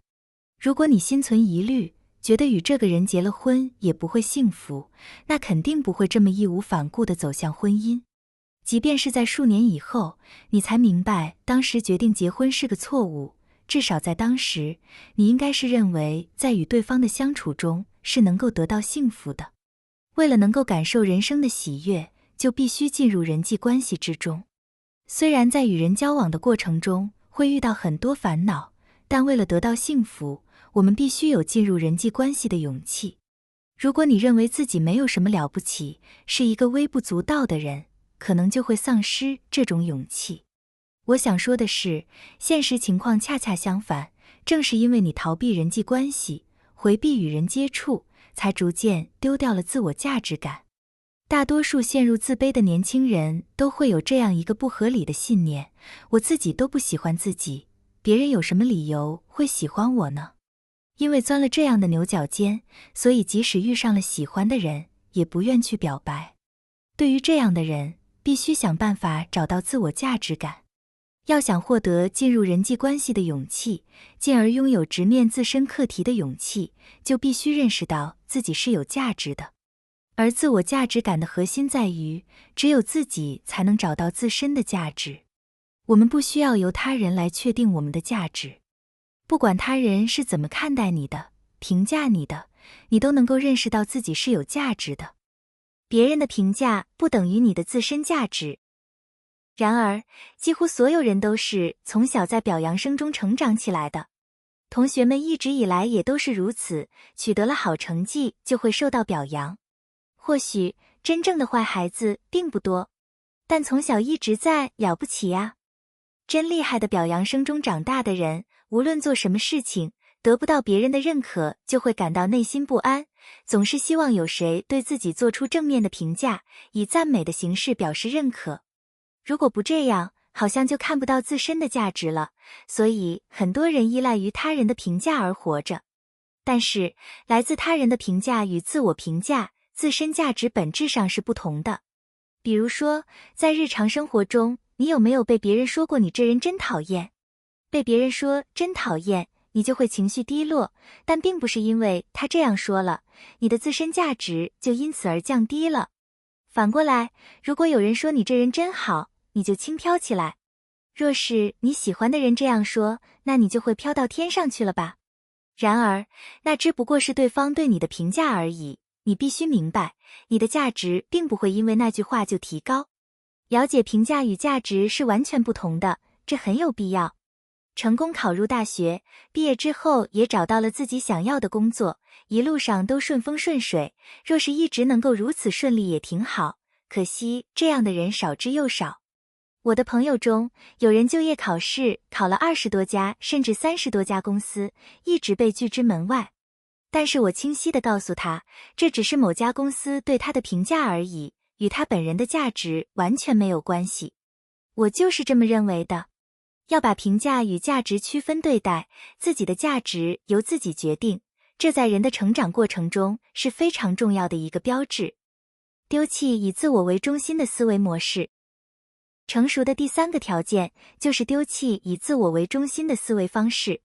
前面我们是从人际关系谈起的，我们绝对不是一个人活着，光凭一个人也无法得到幸福，因为人具有社会属性。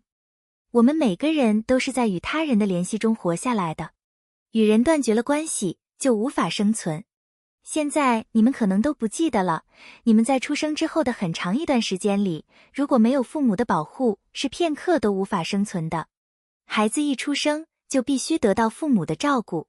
小时候，我们普遍会认为应该没有什么太多的事情需要自己处理，只有依赖父母才可生存。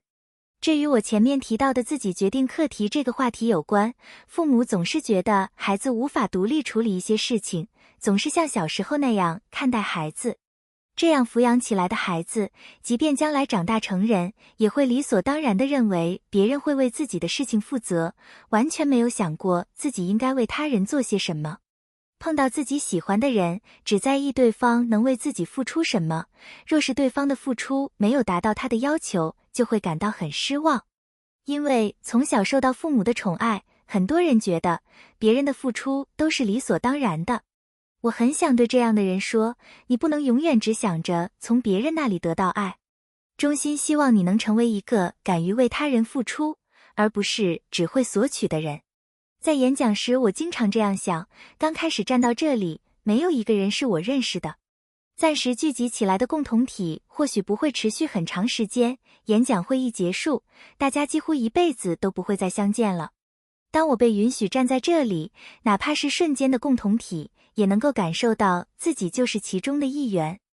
这是很重要的，但这并不是因为我处在这个共同体的中心位置。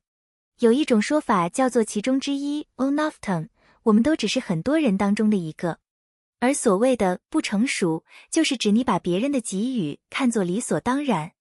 这样的人必须不断地把自己置于受人瞩目的中心，在家里也是这样。而无论进入什么样的共同体，他都认为自己必须处于中心位置，这样的人比比皆是。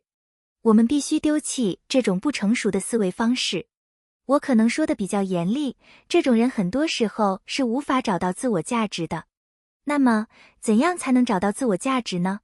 首先，要理解我们不是为了别人而活着，我们也并非处于共同体的中心。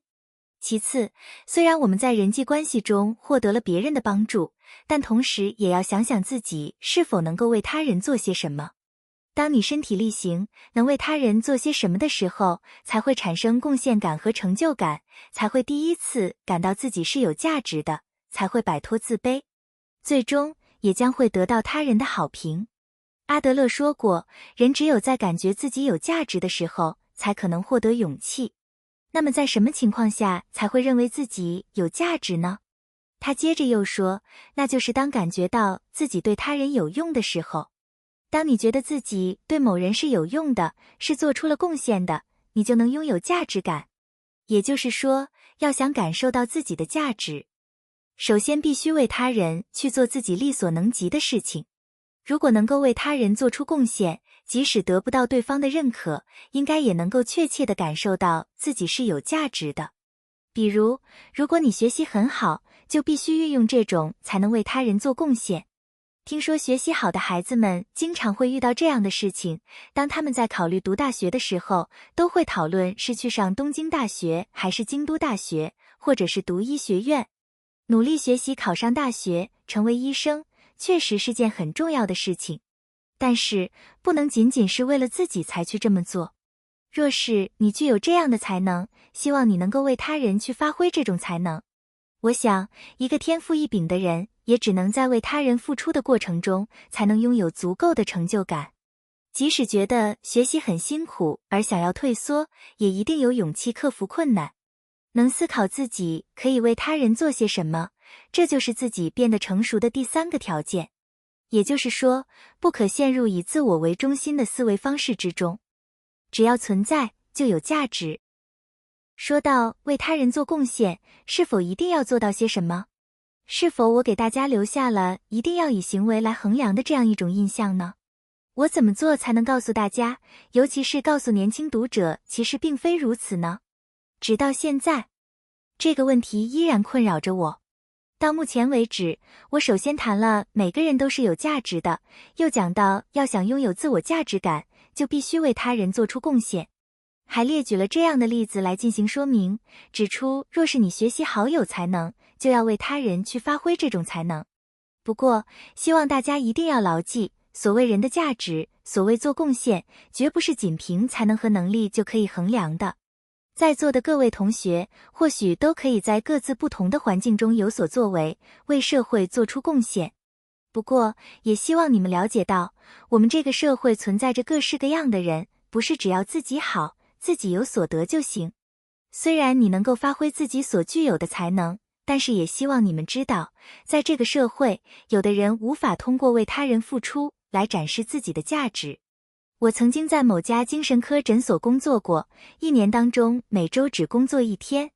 诊所里每天都会来60多个患者，我去上班的那天，大家都会一起买菜做饭。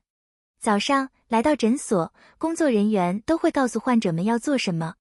比如说，今天我们要做咖喱饭，然后征集一起去买菜的人。于是就有5个人一起去，5个人要买60多个人的食材，大家分工去购买。回到诊所，工作人员说现在开始做菜了，请大家帮帮忙。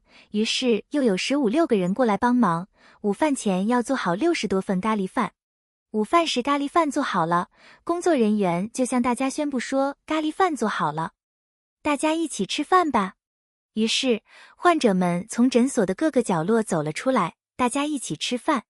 而一起用餐的人们，大多数都并没有参与到做饭的过程中来。听了我说的这个故事，大家是怎么想的呢？在那家诊所里，绝对不提什么不劳者不食。现在社会上却是这样的，父母也一样，总是对着还在读书的孩子说，你干啥都行，可就是要等你自己以后赚钱了哦。明明孩子现在还在读书没法工作，却被那样说，真是不讲道理。做父母的也是，明明知道孩子无法工作，却揭人之短。现在的社会就是这样，都是以生产力来判断人的价值。我们生活在一个根据能做什么和不能做什么来衡量个人价值的社会。我工作过的诊所也可以说是健全社会的一个缩影。那么，为何没有人责怪当天不来做帮手的人呢？因为大家相互都有一种默契，那就是今天身体不错，所以来帮帮手。假如明天身体不好了，做不了帮手，那就请体谅一下。对学生来说，学习就是工作，能学习的时候专心致志学习就行。将来，父母以及我们自己一岁岁增长，身体行动会慢慢变得不自由。即使是年轻人，也会有人因为生病而动弹不得。就算有的人有身体障碍，天生不能自由行动，不能为他人做贡献，那么这些人就没有价值了吗？当然不是。立志成为医生、护士或医疗工作者的人当中，有很多人从小就有病。我现在61岁，在11年前因心肌梗死病倒了，躺在医院的病床上完全动弹不得。我的身子一旦向一侧睡着，2个小时就会一直朝着那一个方向。即使想翻下身，转到另一侧，也没办法按照自己的意愿进行调整。一整天都是这种状态，绝对安静。既不允许我听音乐，也不允许我看书。我想，如果你处于这种状态，肯定也没办法接受。若是不准我看书，我就会像活不下去了那样感到绝望。我这样的人，就是坐在电车上，如果不看书，也会去搜寻悬挂着的广告之类的印刷品。对我而言，无法阅读的日子是极其痛苦的。毫无办法，这样的状态持续了多日之后，我突然想到，如果我知道自己的好朋友或者家人因病住院，就一定会火速前往医院探望的。这时，无论朋友或家人的病情有多重，我也会觉得能活着就好。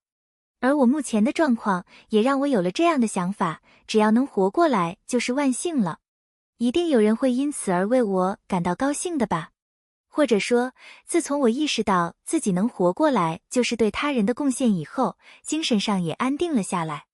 在这之前，我感到很绝望，心想自己动弹不得，不能对他人有所贡献，是不是就没有活下去的价值了？现在我则觉得自己只要能活下去，就一定有价值。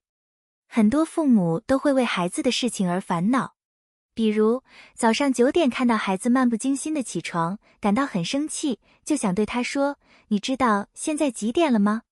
就是现在马上去学校，不是也来不及了吗？不过你可别那样说，尝试一下这么说，能看到你，真好啊。当你真的这样想时，你与孩子的相处方式就马上会发生改变。或许你一下子说不出口，但是我觉得，如果哪一天你能这么想，就已经足够了。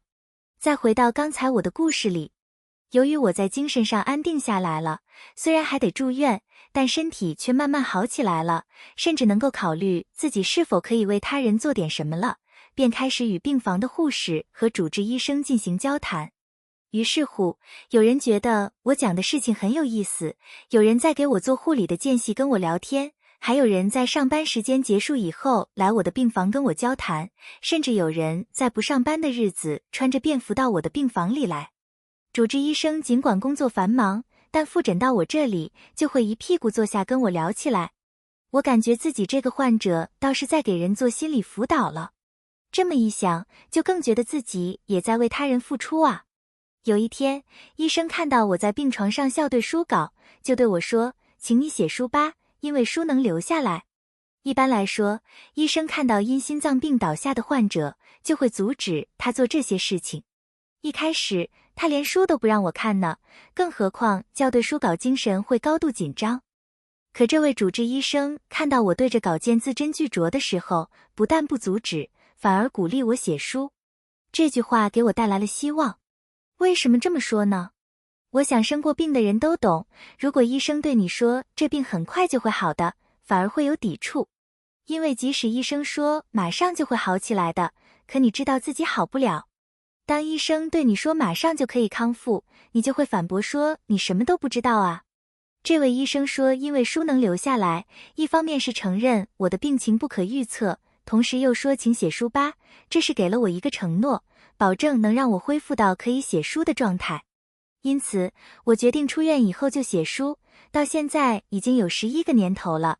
按照医生所说，我每年都要写好几本书呢。住院的时候，我的身体状况不太好，所以做梦也没有想到能恢复得像现在这么好。你们瞧，我现在可以这样在大家面前讲话，可以写书了。幸运的是，我的书还被世界各国翻译过去，出版超过了400万册。这真是出乎我意料。我完全没有因为书畅销了可以赚到很多钱而感到喜悦。我曾收到过一封读者的来信，说每一册书都真正到了最有需要的读者手中，他读了我的书以后人生发生了变化。我希望大家能认识到，哪怕你为他人做出一点贡献，有一点献身精神，而不只是为了自己，也能让你感受到活着的喜悦。明天不能被设计，先关注脚下，才能看到远方。今后的人生该如何度过呢？当我们在思考今后的人生该怎么度过的时候，请把已经过去了的事情暂且放在一边。虽然到现在为止大家都有过种种经历，但是目前不要再为过去的事情而耿耿于怀了。我要是在韩国说这番话，恐怕就会被起哄，引起不满了。他们会说不能忘记日韩关系中的历史。我并不是说过去的事情就不存在了，不过，在这里我们暂且不谈历史，我们只说个人。就个人而言，纠缠于过去是毫无益处的。人生很长，人们有时确实会心存各种遗憾，比如觉得以前学习要是更努力些就好了。但是，既然现在已经回不到过去了，就没有必要再把过去的事情作为问题了。另外，未来还没有到来，那么为将来的事情担忧也是没有意义的。我们有时候一想到明天的事情，心情就会低落。为什么不等明天来了再考虑呢？人如果可以做到今天就只为今天而活，那就幸福了。但是，人往往一想到过去就会后悔，一想到未来就会不安。我认为两头都不必理会，这对于我们今后的人生道路是很重要的。这种想法有时候也会遭到反对。如果说我们真的去做这项实践，会发生什么事情呢？那就是不能去设计人生的道路了。很多年轻人认为人生道路是可以设计的。有一次，我和一位中学生谈话，令我吃惊的是，他满腔热忱地谈论着自己今后的人生道路该怎么走，他为他的人生做好了详尽的计划。可能是他学习成绩不错吧，所读学校是初中高中连读的，所以升学没有问题。他说准备考东京大学，将来做国家公务员。我问他毕业以后打算做什么，他回答说打算结婚，25岁就结婚。不知道他说这些话的根据是什么。就说现在吧，25岁结婚是很难的，但他却很天真地说准备毕业后就结婚，还说生一个孩子太可怜了，打算生2个。他还准备30岁时建造自己的房子。诸如此类的人生设计让我感觉很难理解。人生不会如你所愿。这话对年轻人说或许不合适，但人生道路绝非如你想象。我们必须在现实中思考如何生存。我觉得认为人生道路可以设计的人存在一个很大的误区。比如我在演讲的时候，有时会给我打聚光灯，于是晃得我的眼睛甚至连坐在最前排的听众的脸也看不清。在这样的状态下做演讲，我心里就会变得非常不安，因为我完全不清楚听众对我所讲的内容作何反应。人生亦如此。大家想象一下，你目前就是在强烈的聚光灯的照耀下，于是你既看不到过去，也看不到未来，只勉强可以看到脚底下。如果你活着只为做今天能做的事情，不去管明天将会怎样，等你有所察觉的时候，就会发现自己已经不知不觉地活了很长时间了。这就是人生。前面提到的那位中学生为什么认为自己的人生是可以设计的呢？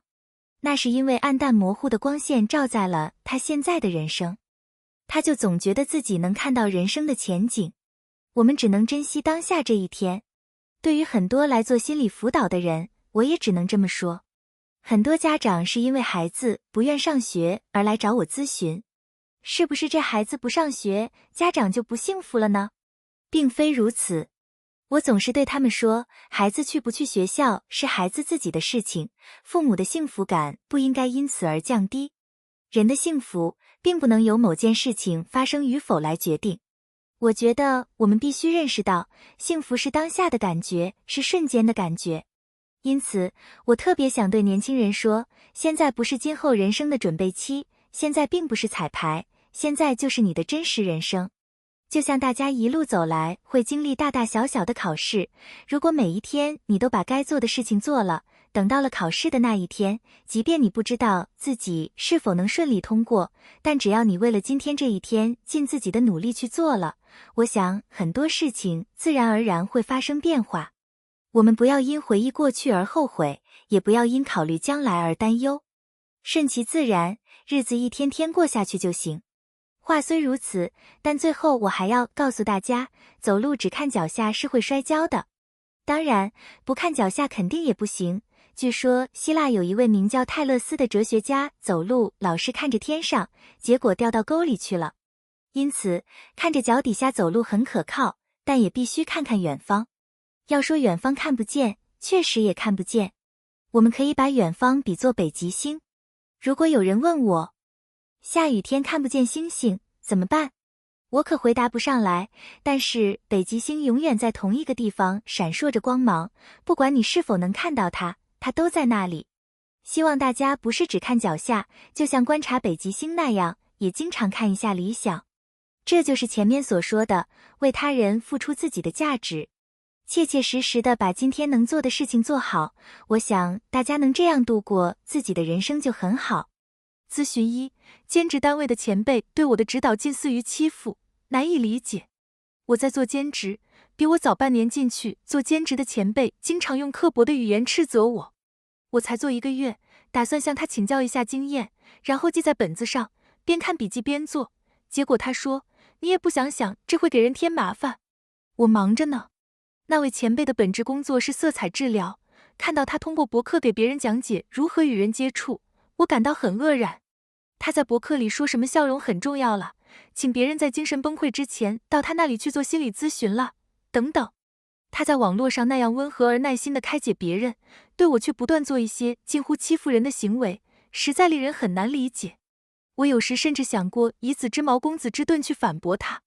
请告诉我，我该怎么做才能处理好自己的情绪以及与那个前辈的关系呢？越是自卑的人，越会毫无道理地斥责别人。应对这种人的办法是，如果他真是个有能力会做事的前辈，应该不会斥责你的。作为前辈，一项必须的工作就是指导后辈，也就是耐心细致地教导后辈。可那位前辈却说什么添麻烦了，很忙了，讲一些莫名其妙的话，那一定不是因为怕麻烦，或许是因为自己教不了。自己能做，与教别人怎么做，完全是两回事。当然，他既不想承认自己教不了，又不想让你这位后辈质疑他，觉得他没能力，所以就极尽刻薄地对待你。我估计那位前辈对工作有着很强的自卑感，弥补这种自卑感的方法之一就是斥责你。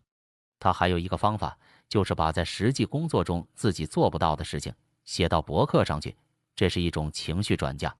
抗衡这样的人没有意义，因为若是你受到斥责而情绪低落了，他就会有优越感，你要是反抗，那么他就会变本加厉地来攻击你。若是你屈服了，那他优越感一定就会更强。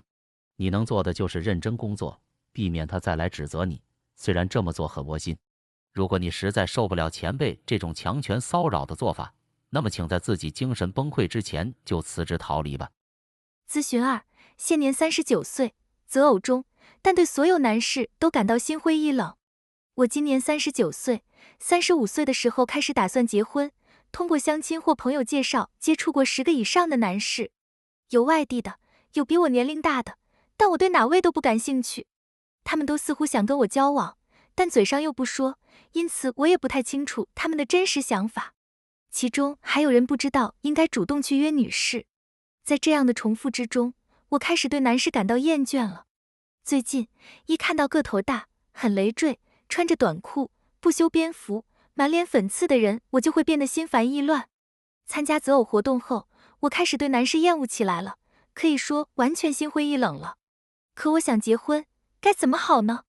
我不想断了结婚的念头，我很清楚一个人生活下去很艰难。曾有人给我建议，说如果想把婚姻维持下去，至少一开始对对方要有好感，不然就很难维持。我也是这么想的。我觉得身边没有人可以解决我这个烦恼，我怕他们说我太任性、太理想化了等，所以请您多多指教。这么说可能你会感到吃惊，但从相遇到结婚，主要是看你自己是否有决心。有道是，人与人相遇只能说是缘分，无论什么样的相遇，一开始都是偶然，有可能让你认为这次相遇是命里注定，便下决心结婚了，也有可能见一次便没了印象，也不会再次相见。你有没有想过，两者的区别究竟在哪里呢？当你与某人接触，关系好的时候，你觉得他哪儿都好，但是由于某件事情使得你对他的看法变了，于是之前认为的长处，现在却变成了缺点。原来觉得那人很温柔，现在却成了优柔寡断；原来觉得那人很可靠，现在却认为他控制欲太强。尽管对方并没有任何变化，可你对他的看法却发生了改变。当你以结婚为目的而与之交往时，不仅会考虑对方的性格，还会衡量他的收入和社会地位、外貌和穿着等等，这些都将作为结婚的条件放到你心里的天平上去测量。但是究竟满足了什么样的条件，你才会考虑结婚呢？你自己也不清楚。比如有的人并不以收入为结婚条件，还有的人完全不考虑外表。从相遇到结婚，主要是看你自己是否有决心。这么说你可能会感到吃惊，但正因为你下决心了，所以才会努力的去培养双方的关系。你最初可能对那人并没有什么印象，而现在关系发生了变化，他看上去也就不同了。相反，有时候相遇了，两人的关系也没有进一步的发展。这种情况也是因为你自己决定了不跟这人进一步发展关系。总之，对方的条件只不过是你促使自己下决心结婚或者不结婚的附加理由而已。对对方有好感，当然可以成为你决定结婚以及维持婚后生活的强大动力，但恋爱感情并不是突然产生的，是在交往当中，在共同生活当中，当两个人能够进行良好的沟通了，恋爱感情自然而然就会产生。不过，我虽然用了良好沟通这个词，但不必特意去进行良好沟通。只要你觉得自己不必在这个人面前特意装出好的表现给他看就足够了。这样的情感并不是人们一般所想象的恋爱感情那样炽热。当然，能够有那样的感情也不错，不仅仅是在最初相遇的时候，还能在长时间的交往中也能保持这样的感情，那么结婚生活就能够持续下去。我想，如果你是以自己在那个人面前是否可以保持平常心为基准去相亲的话，那么就会用不同的眼光去看待男士了。咨询3，马上就要大学考试了，可儿子每晚都一心扑在游戏上，很晚才睡觉。作为家长，该怎么跟他沟通才好呢？我想向您咨询一下有关我高中3年级儿子的事情。他从学校一回到家，就躲进自己的房间，一直玩电脑游戏或手机，到很晚才睡觉。一般在节假日的前一天，都要玩到凌晨3、4点钟，第二天一觉睡到正午都过了。上学的日子，早上也是怎么也起不来，因为拖延，难免之后的时间会紧张，只好不吃早饭就上学去了。当然，上课时他好像也是在睡觉。洗澡倒是很早就去洗了，可刷牙则是有时刷有时不刷，每天都是急急忙忙的。社团活动也结束了，现在已经进入必须集中精力应付大学考试的时期了。但他不仅不做高考准备，就连每天的生活节奏都打乱了，我每天都很犯愁。我们感到很苦恼，不知道是该相信他，就在一边守着他，还是严厉地跟他说，如果是这种生活态度，就不用去上大学了。我们做父母的该如何去与他沟通呢？另外，还有一个比他大5岁的哥哥。哥哥在高中时每天学习都很努力，考上了第1志愿的大学。作为父母来说，并没有把他与哥哥相比，也从未说过你看哥哥这么能干之类的话。只是他自我认可度比较低，问他将来有什么理想和目标，他说没有，这很令人担心。现在我该怎么与孩子交流呢？别再去掌控你儿子的生活。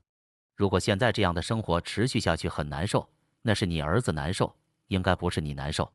可能你会说，不是这样的，是你自己觉得很焦虑，很犯愁。但是这种焦虑，只应你自己想办法克服，你不能够要求儿子别让你焦虑。也不能对他说，如果是这种生活态度，就不用去上大学了。为什么呢？因为上不上大学是由你儿子决定的事情。虽然作为父母可以把自己的想法告诉他，以你现在这样的成绩是考不上大学的，他可能会说这种道理你们不说他也知道。可是上不上大学不可能由父母决定，况且你儿子的生活态度与上不上大学也没有关系。可能你是担心他这种生活态度，即使进了大学也不会好好学习吧。但是谁也不知道他进了大学是否还会像现在这样。有的人生活态度很差，但学习成绩却很好；有的人正相反，生活态度很好，但学习成绩却很差。你对儿子说他没有必要上大学了，如果他真的因此打消了考大学的念头，你能够为你儿子的人生负责吗？到时候你儿子会说，都是妈妈当时说不用上大学了，所以我就没去考大学的，因此弄得现在困难重重。那你不就得吃不了兜着走了吗？即使现在他对将来没有理想和目标，你也只能相信他在不久的将来能够自己决定人生的道路。就你儿子来说，如果父母说别上大学了就不去参加高考的话，那也是挺可悲的。你虽然明面上没有把他们兄弟俩进行比较，但或许在他们看来，你也一直无意识地在进行着比较。如果你觉得弟弟比不上学习优秀的哥哥，那可就麻烦了。不想学习的孩子，任何事情都可以作为他不学习的理由。现在该怎么做才好呢？现在你只有相信他，在他身边守着他，即使你焦虑不安，还是按照以前的态度方式与不愿学习的孩子相处，也不会有任何变化的吧？你严厉地跟他说不用上大学了，也不会有什么变化。一旦他抗拒父母，不学习了，会更难办吧？你如果不想为了儿子的事情而心烦意乱，那么我劝你，儿子的生活别什么事情都去管。要想做到这一点，首先得充实自己的人生。你不必活在儿子的人生中。咨询4，每天中午都在一起吃饭的朋友突然疏远了。有一天，朋友突然跟我疏远了，因为在同一个单位，那位朋友每天都跟我们在一起吃午饭。可是从某一天开始，他不再跟我们一起吃饭了，同时态度也变得冷淡起来。我没有办法接受这个事实，一直在想是不是自己有什么地方做得不对。他性格开朗直率，而且很有正义感，我很喜欢他。一直以来，我跟他的关系很好，我们之间无需客套，可以自由自在地交换意见，也不会背地里互说坏话，觉得在一起相处得很愉快。正因为这样，对于他的突然疏远，我也难以掩饰自己的困惑。一开始我还想过，是不是因为我们的出生和成长的文化背景不同，因为我与他出生和成长的国家不同。他如此骤变，想必我有什么不对的地方，一定是自己做了什么事情以致他如此生气。因此我每天都在回想自己以前的言行，也发现了自己的态度存在应该反省的地方。于是我发信息给他，说若是我有什么地方惹他不愉快了，请他原谅。他回信息说他没感觉到，我不用给他道歉的。但是他依然是不理不睬的态度。还有一位和我们一起吃饭的女孩好像也不清楚他态度骤变的理由。不过依我来看，这位朋友也没有什么做得不对的地方，我想那一定就是我自己的问题了。但我究竟什么地方惹他生气了呢？我一直没有勇气去问他。我安慰自己说，别人的感情自己是没办法强求的，只要我自己喜欢他就行，即使他讨厌我，我也要将这份喜欢的态度和感谢的心情保持下去。我这样努力地鼓励自己，可是这种尴尬的局面并没有缓和，每天还得在同一层楼的狭小空间里碰面。有时候看到他对其他人就像以前对我一样展露出笑容，心里不由得感到莫名的寂寞与受伤。怎么才能够从这样的心境中解脱出来，面对现实呢？即使认为自己有错，也毫无意义。人在不想与对方继续保持关系的时候，事后可以编造出很多的理由。当一直关系很好的人突然疏远，你就认为是自己有什么过错，并寻找各种理由。但是无论怎样冥思苦想，反复揣摩，你也找不出理由来。我想，你朋友说不定也不知道自己为什么突然一下子要疏远你。事后若找理由的话，可以找到很多理由。比如说，因为不喜欢对方优柔寡断，可在这之前他明明认为对方是位非常温柔和善的人，喜欢对方没有控制欲的性格。还有，原来觉得对方规规矩矩做事严谨的，后来却觉得对方唠唠叨叨拘泥于小事。原来认为对方性格豁达开朗的，后来则觉得对方反应迟钝马大哈了。为什么会产生这样的变化呢？因为当不想与某人继续保持来往的时候，就必须找一个理由将行为正当化。因此，尽管对方并没有发生任何变化，但你对他的同一件事情的看法与原来完全不同了。你所咨询的这个案例，因为你不知道朋友的心情为何改变了，所以即便你认为是自己有错，也毫无意义。你可以向对方表示你喜欢他的心情没有改变，但是我认为还是不要主动的去当其面进行解释和挽救为好。当有一天他回心转意了，你还是一如既往的与他和睦相处就行了。咨询，我非常怕生，都懒得与朋友说话，可一个人又觉得寂寞。我在人际关系中极度抑郁，非常怕见生人，原本就不善于与人相处。不过幸好到目前为止，朋友们一直都对我很好，我也无需特别在意，可以保持自己本色和他们相处。大学里，我们有6个人经常抱团在一起，但我与其他人交往不深，手机网络收到信息我也总是不回复，大家也都能谅解我。可是最近去了学校，我连这些朋友都不想跟他们讲话，也不是因为讨厌什么，就是觉得很累，不想说话就不去学校。可是过后听说了我没去学校那些天所发生的事情，又会感到很寂寞。我不想与人接触，但一个人待着又觉得寂寞。在这样的反反复复中，我变得越来越厌倦。我对大学的朋友并没有什么不满，可就是不明白自己为何会成这样子，真的感到很辛苦。我想应该是自己的心情问题吧，但又没有任何办法，实在是很苦恼。看来你是只想得到朋友的帮助，是在利用朋友的善意。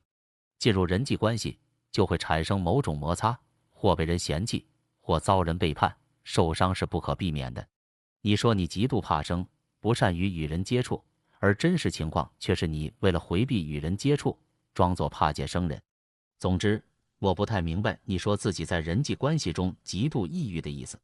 另外，要说避免与人接触就感觉不到生活的乐趣，这倒也是千真万确。到目前为止，多亏了朋友一直都对你很好，我想你自己也清楚这一点。有的时候与其他人相处，经常需要很注意把自己好的一面展示出来，但是在好朋友面前就用不着如此在意了。你也觉得自己能够保持本色与朋友在一起很幸运吧？读了你的来信，我感觉你存在一个很大的误解，因为你说自己对大学里的朋友没有什么不满，感觉你自以为了不起，而你的所作所为恰恰是在疏远朋友。你希望朋友们都对你很好，你是只想着从朋友那里索取。虽然你没有把这看作理所当然的，可是貌似你是在利用朋友们的善意。假如你还希望与朋友们继续保持来往，那么你就必须做出努力，使得朋友也想与你在一起。目前，当你不来学校的时候，好心的朋友还会问你怎么了，但如果你继续像现在这样，去了学校也不和朋友讲话，一会儿又不去上学了，总有一天你会发现自己身边一个朋友也没有了。朋友们对你的行为很宽容，他们之所以接受你，是因为情分，这绝不是他们的义务。你只有两个选择，要么继续像以前一样，利用朋友们的善意，直到某一天失去所有的朋友，要么想一想自己能为朋友做些什么，尽自己的努力融入朋友中去。除此之外，别无选择。如果你还是继续目前这种状态，很遗憾，朋友是不会一直在你身边的。请问你会作何选择呢？不必回应他人的期待。三木清在《人生论笔记》中经常引用歌德的名言。歌德说，各种生活皆可以过，只要没有失去自我。只要自我还在，失去任何东西都不可惜。这是歌德的诗。三木清自己也说类似的话。他说，幸福是人格。人如果可以像脱去外套那样，任何时候都可以毫不在乎地扔掉幸福，那他就是最幸福的人。但是真正的幸福，他不会把它扔掉，而且想丢也丢不掉，因为他的幸福就如同他的生命一般，与其融为一体。能够像脱掉外套那样毫不在乎地把虚假的幸福扔掉，那他就是幸福的。然而真正的幸福是扔不掉的，因为真正的幸福是跟我们融为一体的。在11年前我因心肌梗死病倒的时候，三木清的这句话给了我很大的鼓励。当时我还在一所学校做外聘讲师，可是因病立刻被解雇了。想必学校也不可能聘请一个不知道下个星期是否能来上课的讲师吧。我跟学校说自己住院1个月就又可以来上课了，可是学校没有同意。我躺在医院的病床上，完全动弹不得。这种状态日复一日的过去，给家人也带来了很多麻烦。必须活在这样的状态中，我不得不思考自己是否真的可以这样活下去，自己有没有活下去的价值。不过就在这个时候，我想起了三木清的话，他说，别的幸福都能够扔掉，而真正的幸福是与自己融为一体的。我本身的专业就是哲学，所以非常清楚世俗的成功与自己无缘。可是我也不是没有想过希望得到世俗的名誉，如成为大学的教授，获取学位等等。但是当时我突然意识到，那些世俗的名誉对自己来说已经毫无意义了。躺在病床上动弹不得的时候，金钱、成功还有名誉完全不起作用。因此当我明白那些东西都可以像外套一样脱了扔掉的时候，三木清说过的这些话给了我极大的鼓励。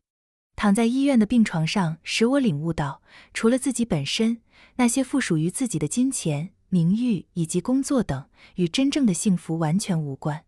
从摩擦中学习真正的幸福，其实我们在每天的日常生活中经常会迷失了自我。为什么这么说呢？这也是从三木清的人生论笔记中引用而来的。他说，我们的生活建立在期待之上。接着，三木清又说，有时候我们必须拿出勇气去做与人们的期待完全相反的行动。这就是被讨厌的勇气。我们活在世上，一直被他人的期待所逼迫，被说应该这样或那样做。比如，想跟不符合父母意愿的人结婚，就会遭到父母反对。当自己下决心不结婚了，要单身生活下去的时候，又会遭到父母的反对。我单纯的认为结婚与父母的意愿没关系，可就有人说什么他不想做不孝之子，必须尽孝心，这令我非常吃惊。一个人活在他人的期待中，结果不仅不能度过属于自己的人生，也会失去真实的自我。因此，我认为三木清所说的必须拿出勇气去做与人们的期待完全相反的行动，恰恰就是我们必须认真听取的。三木清说，想要按照社会的期待行事的人，很多时候最后发现不了自我。当我们不遵从父母的意愿，决定过自己的人生时，其结果就是违背父母的期待。但是，只有经历了与父母产生的摩擦，人们才能够发现自我。要想接近真正的幸福，这样做就变得尤为重要。咨询一：在工作气氛浓厚的职场，只有我不能满足公司的期待，感到十分焦虑。我的苦恼并不是很清晰，明知自己不能一直这样下去，但又提不起干劲来。我今年30岁了，还没结婚，20岁进入服务行业，一直工作到现在。自己一直以来就没有很强的进取心，也没有什么远大志向。现在的工作单位环境不错，充满了浓厚的工作气氛。我觉得到目前为止，自己也是一直参与其中，积极努力的在工作，但是总达不到公司要求完成销售目标，感到自己好像再也得不到公司的信任了。对于公司一直以来的关照，我也总想着要做出回报，可总是不能正视自己的缺点，老爱撒一些小谎，遮遮掩掩。因为性格如此，自己心里的怨言也不能向谁去诉说，如今感到十分苦恼。我知道自己就算是辞去现在的工作，也还是会重蹈覆辙的，更何况我也没有辞职的勇气。虽然明白找到努力的目标很重要，但是这种气力也只是瞬间性的，完全无法持久。我既不想给公司添麻烦，也不想被后来的同事用鄙视的目光看待，可越是这样想，得到的效果越是相反。怎么才能从这种怪圈中挣脱出来呢？请原谅我写的杂乱无章，请多多指教。我不认为每个人都必须志存高远，拼命工作。如果你的苦恼尚不清晰，那就找不到解决问题的线索。首先必须弄清楚自己究竟为何苦恼，问题出在哪里。如果你想继续现在的工作，觉得这样下去不行的话，那只有行动起来。假如你既不想这样下去，又提不起干劲来，那就说明你并没有真正认识到自己不能长此以往。我也不认为工作的时候大家都必须有志向，要拼命工作。有干劲固然是好，但是也不需要过多的干劲。工作勤快一些，没有重大理由就坚持上班，不奢望能晋级，愉快地等待休息日的到来。就算是工作单位充满了干劲十足的气氛，你也不必非与其他人一样，可以有多样化的工作方式。你鼓足干劲想要努力工作，但得不到结果，这也无可厚非，可能会因此认为得不到公司的信任吧。在这样的现实面前，你说对于公司一直以来的关照，自己也总想着要做出回报，这样想是正确的。工作需要的不是气力，而是努力。但是接下来你的做法就错了，你总是不能正视自己的缺点，为了掩饰，撒了很多小谎也无济于事。那我们就来想一想该怎么办才好吧。首先要弄清楚问题在哪儿，怎么做才好。如果说所谓缺点就是指长期达不到销售目标，而不能完成指标又是你自身的问题，那么以后就不能避而不见，不能正视自己的缺点，为了掩饰而撒小谎，这不是性格上的问题，那只是当你在工作上得不到预期结果的时候便会采取的行动模式而已，并非性格。而你之所以把它看作自己的性格，是因为你觉得那种缺点是不可能改正的，至少是觉得改正起来很困难的。其次，来探讨一下为了达到目标，今后该怎么做，能做些什么。我们先考虑一下能做些什么，为了将其付诸行动，也可以先制定一个目标。不过，如果只是糊里糊涂制定目标，那也是毫无用处的。制定一个含含糊糊的目标，或制定一个很可能无法达到的目标，令你一开始就认为那是达不到的。如果是那样一个目标，就算是能够达到，也会令你认为必须有气力了。先制定一个可能达到的目标，待此目标达到以后，再制定一个较高的目标。为此需要的不是气力，而是努力。就算不能轻易达到，只要是有可能达到的目标，就不需要气力，但为了达到目标，努力是必须的。再次，害怕后进来的同事会怎么看你？在现实当中，或许有人会用鄙视的目光来看你，但你也不可能去制止对方。若是你不想被人如此看待，那么就只有自己努力。最后，找到一个能够向其倾诉内心的人。我觉得让别人看到自己软弱的一面是很重要的。世界上没有完人，我想你会发现世界上有很多人有着与你一样的烦恼。咨询2，丈夫说想辞职，我很为难。您好，初次见面，我是53岁的家庭主妇，丈夫55岁，他是从事建筑设计工作的，在4、5年前被调到了另一个部门，工作内容完全不同了，他的视力也越来越差，现在工作起来很辛苦，我能够感受到他似乎很烦恼。离退休还有4年时间，作为我来说，看不清楚就看不清楚，问一下周围的人就行了，就这样把这几年时间打发掉算了。但是丈夫好像忍受不了。我们有2个儿子都在读大学，还有一个女儿马上就要升高中了。如果丈夫现在辞职的话，那么房子的贷款都无法还，孩子们也不能去学校读书了，实在是让我左右为难。丈夫自己说要找一份和现在不一样的工作，可是老实说，显而易见收入只有现在的一半。现在又不是公司要让他辞职，我觉得就这样混下去，能待在公司里不就行了吗？老实巴交的丈夫似乎忍受不了，我应该同意他辞职吗？辞不辞职，本该由他自己做决定。商量中有3件事不可提。考虑到孩子接受教育的事情，家里的房贷问题，你当然会觉得如果辞去现在的工作会有很大的麻烦吧。但是我想你丈夫也一定清楚地考虑过这些问题后才提出来想辞职的。虽然他十分清楚在目前这样的状况下不可能辞职，但还是下决心想要辞职，应该需要很大的勇气。他说了想要找一份和现在不一样的工作，所以提辞职的事情绝对不是一时兴起吧。其实被调到另一个部门也不是最近发生的事情，而是在4、5年前。你丈夫从那时开始就一直在为因工作内容不同了，越干越辛苦而感到苦恼。而且他也不是自己已经决定了事后再告诉你的，我觉得他现在还在犹豫中。我们留意一下这几个方面来探讨一下吧。首先，你可以发表自己的意见，但要知道有些意见可以跟他说，有些意见不可以说。原本辞不辞职是由他自己决定的事情，也只有他自己才能做出决定。但是如果他一旦辞职，就会给家庭带来实实在在的麻烦，所以你可以就能否辞职一事发表自己的意见。这时你不能一开始就对他说绝对不能辞职，对此你绝不让步，因为一开始就把结论说出来的话，那么就谈不上商量了。你能讲的意见只有关于现在辞职的话会有什么样的困难，要克服这些困难必须做哪些事情。当然就这些问题进行商量，如果他能理解辞职不现实，那也许就会打消辞职的念头。可这也是通过商量才能知道的结果。其次，绝对不可谈及他的工作方式，也就是不能说看不清楚就看不清楚，问一下周围的人就行了之类的话。虽然你希望他不要辞职，但是即使他决定打消辞职的念头，今后以什么方式继续工作，该由他自己决定。或许你认为他就这样在公司里混下去就行了，但是你不能对他的工作方式指手画脚。最后，在商量的时候绝对不能责怪对方，这很重要。首先要尽量去倾听对方解释，理解他的想法。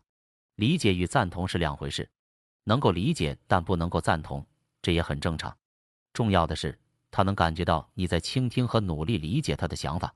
辞职还是不辞职，虽然是目前需要解决的问题，但一开始你就不去理解，也不去倾听，那么即使他继续工作了，不给家庭经济带来困难，或许今后你们2个人的关系也不会好。人不是为了工作而活着，是为了活着而工作的。进而言之，是为了幸福的活着而工作的。从这个意义上来说，虽然确实存在现实的问题，但如果他干着不如意的工作，并感到不幸福，甚至觉得你们两个人的生活也不幸福，那么结果肯定会鸡飞蛋打，一无所有。商量不是一次性的，也可以进行多次。我想你可以对他说，要是今天拿不出结果，下次再谈吧。重要的是，两个人之间能够同心协力去解决问题，无论是通过什么样的形式，期望你们解决问题的实际感受能成为两个人今后人生的宝贵经验。咨询3：被父母长期以来的冷漠所伤害，我现在连朋友也找不到。我成长到现在，从未得到过父母的关爱，虽然也没有受到过虐待，但是从来都没有被父母认认真真的对待过。我说不想去学校，他们就说那就别去了。我说不想学习，他们说那就去工作吧。我只觉得父母就像是外人。我并不是真的不想去学校，不想学习，我只是希望他们能关心一下我。但是父母只想要装作好父母，把我的话当真了，一点也不在乎我。在这样的环境中生活了18年的我，既不能向父母说自己内心的真实想法，也不能做自我肯定，以至于连朋友也没有，对什么事情都提不起兴趣来，感到人生很受挫。这样的我，今后还能挽回自己的人生吗？不能自我肯定与同父母的关系没有任何关联，你一定能活出自己的人生，当然可以挽回。到目前为止的人生中，你因从来都没能得到父母的认真对待，一定感到很痛苦吧？正因为如此，你才没办法向父母诉说自己内心的真实想法，这些我都能理解。不过，我无法理解你所说的不能自我肯定，以至于连朋友也找不到，对什么事情都不感兴趣，并感到人生很受挫。因为这些与你和父母的相处方式毫无关系。如果说你父母像其他很多父母那样，一直以来嘴上总说这是为你着想，事无巨细都要对你的人生进行干涉的话，我觉得这样要可怕得多。另外，像你父母那样不干涉你的人生，任何事情都必须由你自己来决定，与前者不同，从某种意义上来讲，你也一定很辛苦，因为人生选择的责任都要由你自己来扛，不能推给父母了。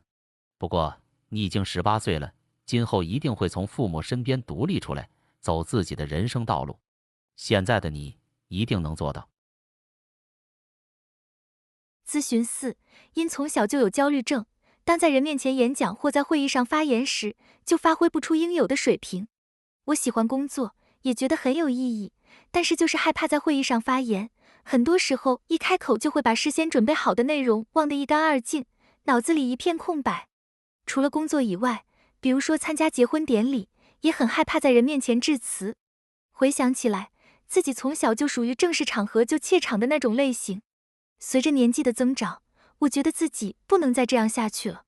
还有，看到同事们在别人面前讲话一点也不紧张，我就会产生自卑感，心想为什么自己说话就不能够像别人那样自然呢？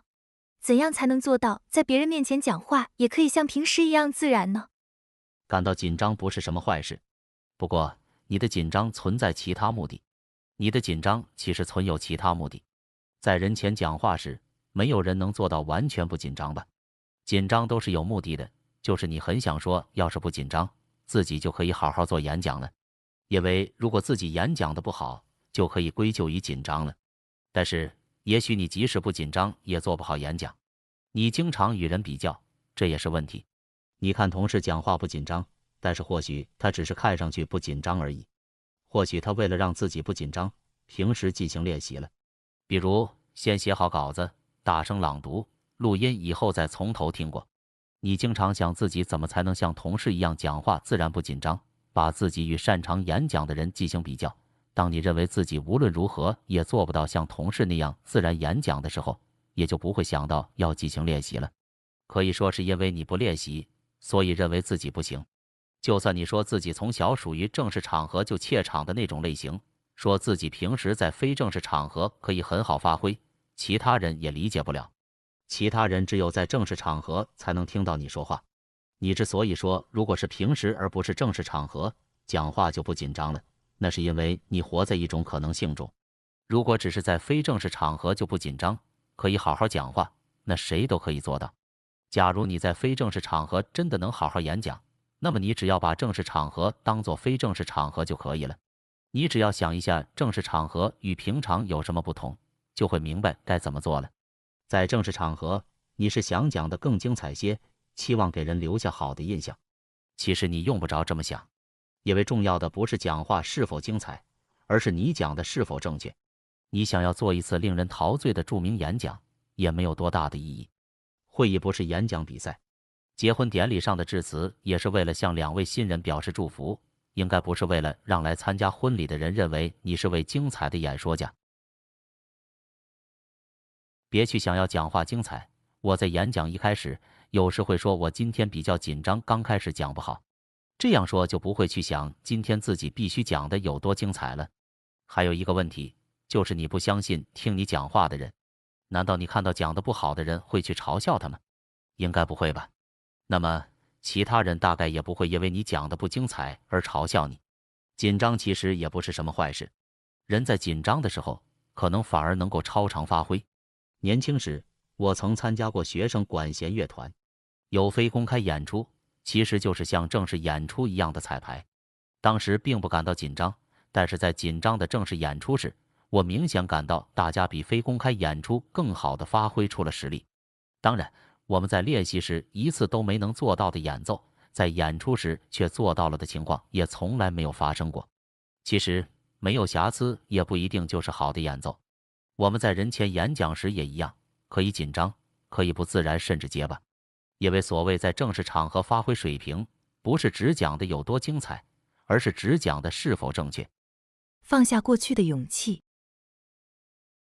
我在护理患上阿尔茨海默病的父亲时，有一种深切的体会：人活在当下就是幸福，不存在过去。如果你祈求幸福，也就是说，为了发现自己是幸福的，那么就请你放下过去，这是非常重要的。我们都被过去囚禁着。我想很多人在过去都经历过艰辛，但我们必须把它丢弃。想到过去的艰辛，如今已经不在。阿尔茨海默病患者并非一直处于患病状态，有可能在某一天，那些曾经被遗忘的事情忽然就像云开雾散一样又回来了，而眼前的那个人也重新回到了我们所熟悉的状态。这个瞬间一定会出现，所以护理患者的家人绝对不能错过这个机会，尽管它出现的时间延续不了很久。有一天，父亲又回到我们所熟悉的旧时状态，他对我们说，忘掉也是没办法的事情。我读小学时经常被父亲打骂，与父亲的关系并不好。当时我很想对他说，他可别随便就忘记了哟，但他本人却说忘掉也是没办法的事情。一般来说，他是不记得已经忘掉的事情了，可当时却不同。他接着又说，要是有办法的话，我想从头再来过。听到父亲说想从头来过的时候，我便彻底放下了。我深深地感到，虽然曾经与他有过种种不快，但是到如今也不应该再把它作为问题了，或者说，即使把它视作问题，也是没有意义的。若不这么想，那么人际关系的问题是无法解决的。像我，则是父亲帮我说破了。我想，如果我们觉得自己与哪个人关系不好，就必须有放下过去的勇气。我们想起过去就会后悔，但是应该知道，过去的已经不复存在。有人说自己现在活着很辛苦，是由于过去的经历。果真如此，那么为了从现在的辛苦中解脱出来，你就必须回到过去，去清除这个原因了。但是，只要没有时光隧道，人是回不到过去的，所以今后你就不得不继续承受这种辛苦了。看淡未来的勇气，刚才讲的是过去的事情，现在讲一下未来的事情。要问未来将会是怎样，未来也不存在，因此没有必要为还没有发生的事情而担忧。可以放到明天考虑的事情很多很多，还没有发生的事情，现在可以不用去考虑。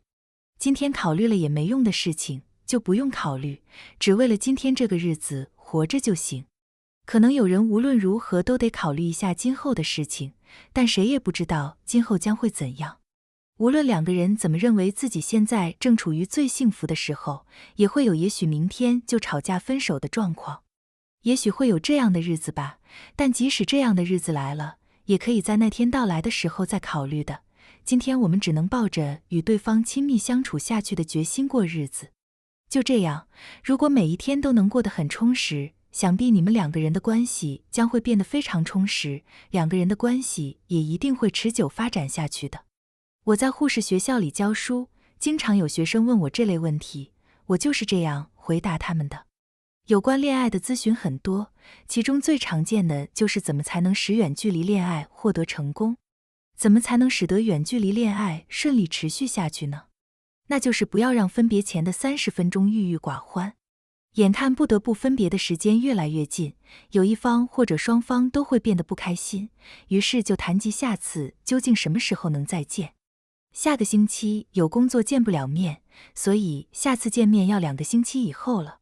当谈及这种话题，两个人的关系就会不好了。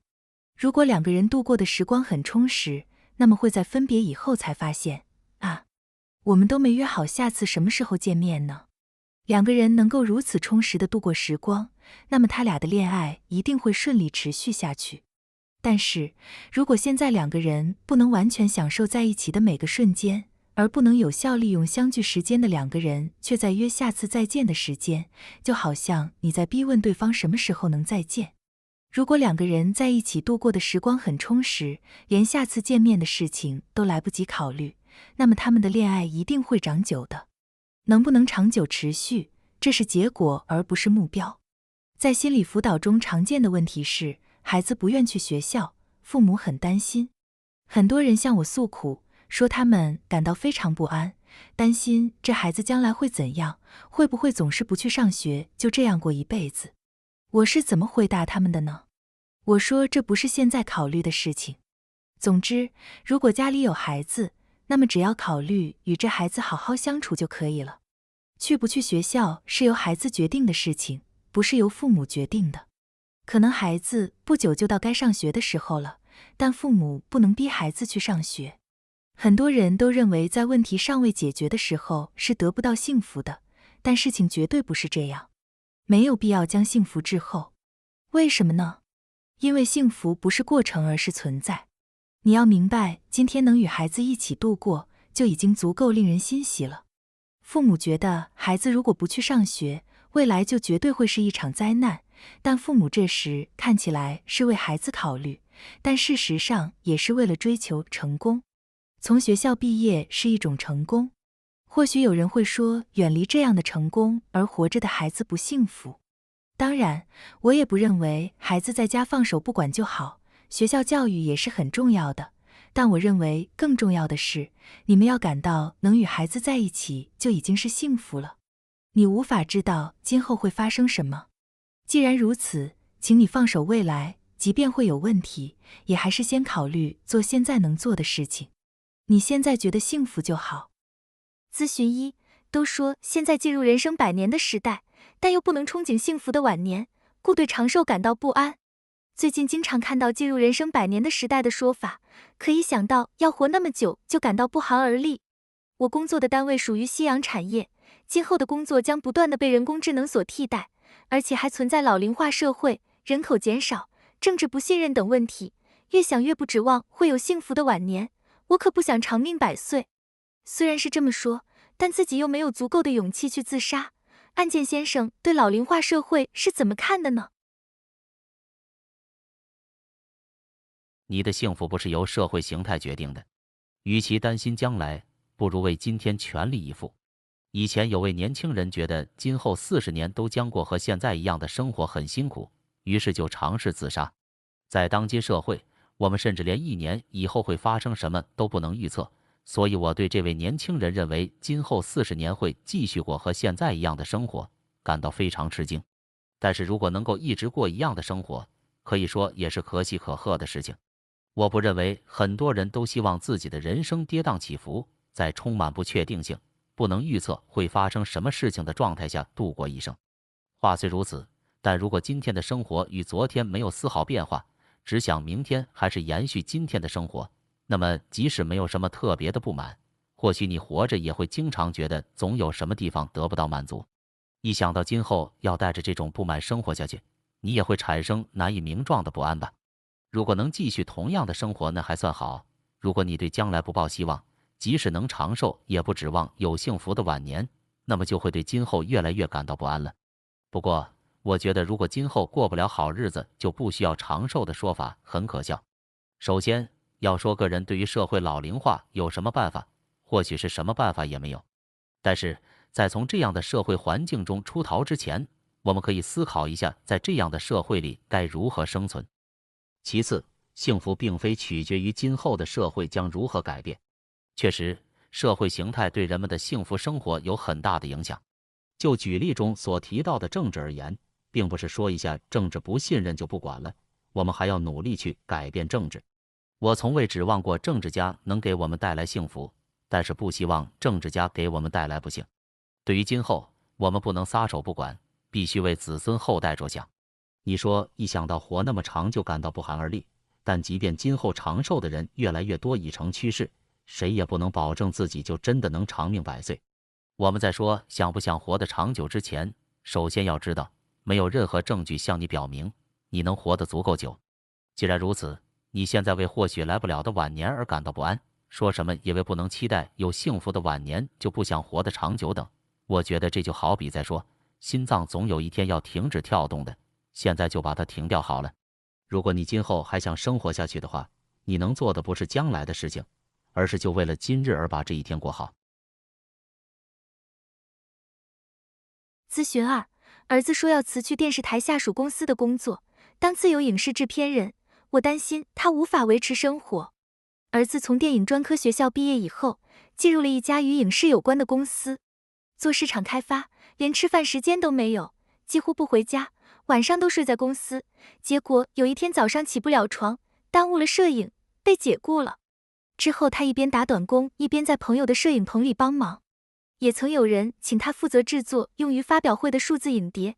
5年前在影视相关派遣公司做了登记注册，现在一家电视台下属公司以非正式员工的身份工作。他曾想过有一天能成为正式员工，可似乎看不到转正的希望，就想放弃了。儿子说准备今年10月从派遣公司辞职，独立出来，做一名自由影视制片人，走遍日本全国，为民间传说的口述者摄影，制作成数字影碟，以此来赚取制作费。作为母亲，我认为这种工作无论如何也维持不了生活，很为他担心。现在，儿子住在东京都的一间公寓里，一个人生活。独立出来以后，我们做父母的应该为他支付房租、健康保险、国民年金吗？我感到很头疼。坦率地说，作为父母，没有什么可为他做的。最近，由于过劳死的问题，父母认为应该了解子女在从事什么样的工作。从某种意义上来说，这也是理所当然的。我也明白父母从子女那里听说了工作的事情以后而担心的心情。但是幸好你儿子被从事繁忙市场开发工作的公司解雇了，眼下你不用担心他会过劳。现在你担心的是他不能成为公司的正式员工，作为自由制片人能否维持生活。如果你儿子自学校毕业以后到现在都是自己赚钱维持生计的，那么今后也没有什么可担心的，这就是合理的结论。如果我对你说不必有任何担心就可以结束这次咨询的话，那就好了。但是我还是不能就此打住话题。为什么呢？因为我不能保证你儿子今后可以自己维持生计，毫无问题的生活下去。做父母的也一样，父母也不知道子女今后的人生会怎样，所以才担心。只有子女能决定自己要从事怎样的工作，那么作为父母有没有什么事情可做呢？这是个问题。坦率地说，什么也做不了，因为父母无法干预子女的工作。从事什么工作，只有子女自己能够做决定。当子女工作不顺利的时候，也只有他们自己才能承担这个责任。其实，你儿子早晨起不了床，耽误了摄影的时候，他就该辞职了。要说父母能做些什么，那就是询问他你们有什么可帮忙的。如果对于你们的询问，他回答说希望你们帮他做这些或那些，而你们做父母的也是能够办到的，那么就可以帮助子女。但是就算经过了这样的流程，父母也没有什么可做的，因为不能迟到。你儿子让你们早上打电话提醒他，你们会打电话吗？支付房租、支付国民年金，其性质就如同早上打电话提醒一样。更不要说他还没有向你们提出要求，你们就想帮他支付房租和国民年金。如果你儿子是个自尊心很强的孩子，他会以接受父母这样的援助为耻的吧？因为这样做等于告诉他说父母不相信他。如果他一直以来都认为依赖父母理所当然，那么你们跟他提这些，他就会变得更加依赖了吧？当父母还在想方设法为子女做些什么的时候，子女是不会认真的去思考自立的。我想你们即使不援助，你儿子也能自力更生。我劝你们现在什么都不用去做。咨询3，发现丈夫又在外借钱，我是否应该只为自己考虑跟他离婚，还是尝试着再相信他一次呢？我发现丈夫又在外面借钱，这次借了200万日元，上一次是50万日元，说是因为零用钱不够，做了信用卡透支提现，而这次说是买卖股票亏了，便去炒外汇，结果更亏了，好像是从金融机构借了80万日元，银行账户上原有的120万已归零，加起来一共200万日元，我一点点积攒起来的钱一下子都没了。我觉得他借钱这毛病一下子也改不了，我还有孩子要抚养呢。但是现在丈夫正与癌症做斗争，我要是跟他离了婚，他就成孤单一人了，因为他父母都去世了。我是应该为自己考虑跟他离婚，还是尝试着再相信他一次呢？重要的是不能重复上一次借钱被发现时的处理方式。与其责怪他借钱，不如帮他想一想如何才能解决问题。这是第2次借钱被发现了，所以首先要把握住的是，如果与上一次同样处理，那么今后还会发生类似事件。这次的处理方式必须与上一次不同。如果是他一个人生活，借了很多钱，把储蓄也用光，生活难以维持，那也只是他一个人的事情，可以说就随他去吧。但你们2个人已经结婚，在一起生活，所以他的行为结果不单单落在他一个人身上，还会威胁到你们2个人的生活。如果你们今后还将继续婚姻生活，当然可以说希望他不再借钱了。重要的是不要去责怪他借钱，先帮助他想一想如何才能解决问题。你来信没有提及上一次是怎么处理的，所以我也不知道，但你说的是发现借钱，也就是说这一次他也对你隐瞒了借钱的事情，所以你跟他讲大道理，说欠了那么多钱，生活就难以维持了，别再借钱了之类的话，他一定会反感。而且这些道理他原本应该就很清楚的。如果他认为借了钱也没什么大不了的，那就不会隐瞒了吧。他若真是零用钱不够，那肯定会找你商量说能不能再多给点的。问题在于这次他借了钱也觉得必须隐瞒。这次你能做的就是看到他好的一面。解决问题的办法有2个。首先想一想是不是你造成了他想要隐瞒。实际上即使他暂时不借钱了，也还是会故技重施的。这种例子多得很。你一定要告诉他，如果零用钱不够，可以跟你商量，而不是偷偷的去借钱。这次你先不要因股票买卖受损而借了200万这个金额表现得非常吃惊，先听听他怎么说。在他讲话的时候，你也不要中途插话跟他说应该如何如何，更不能批评，要不然他就不愿意再跟你说了。其次，要看到他处理得当的地方。如果只关注有问题的行为，那谁都会。对他而言，或许是想通过借钱这件事情来引起你对他的关注，因为他也不是经常借钱。在日常生活中，你要关注他处理得当的行为，开开心心的与他共同生活，这是你现在能做到的事情。希望他知道不必去借钱，他身边也有理解自己的人。我并不是说，因为眼下他正在与癌症做斗争，你就要无条件原谅他，不去提他有问题的一面。但是，无论他是生病还是没病，为了2个人在生活中能和睦相处，都必须看到对方处事得当的一面。当然，接下来该如何做，就看你自己了。我认为还是值得再做一次努力去和睦相处的，尤其是他正在病痛中，你得做出令自己不会后悔的决断。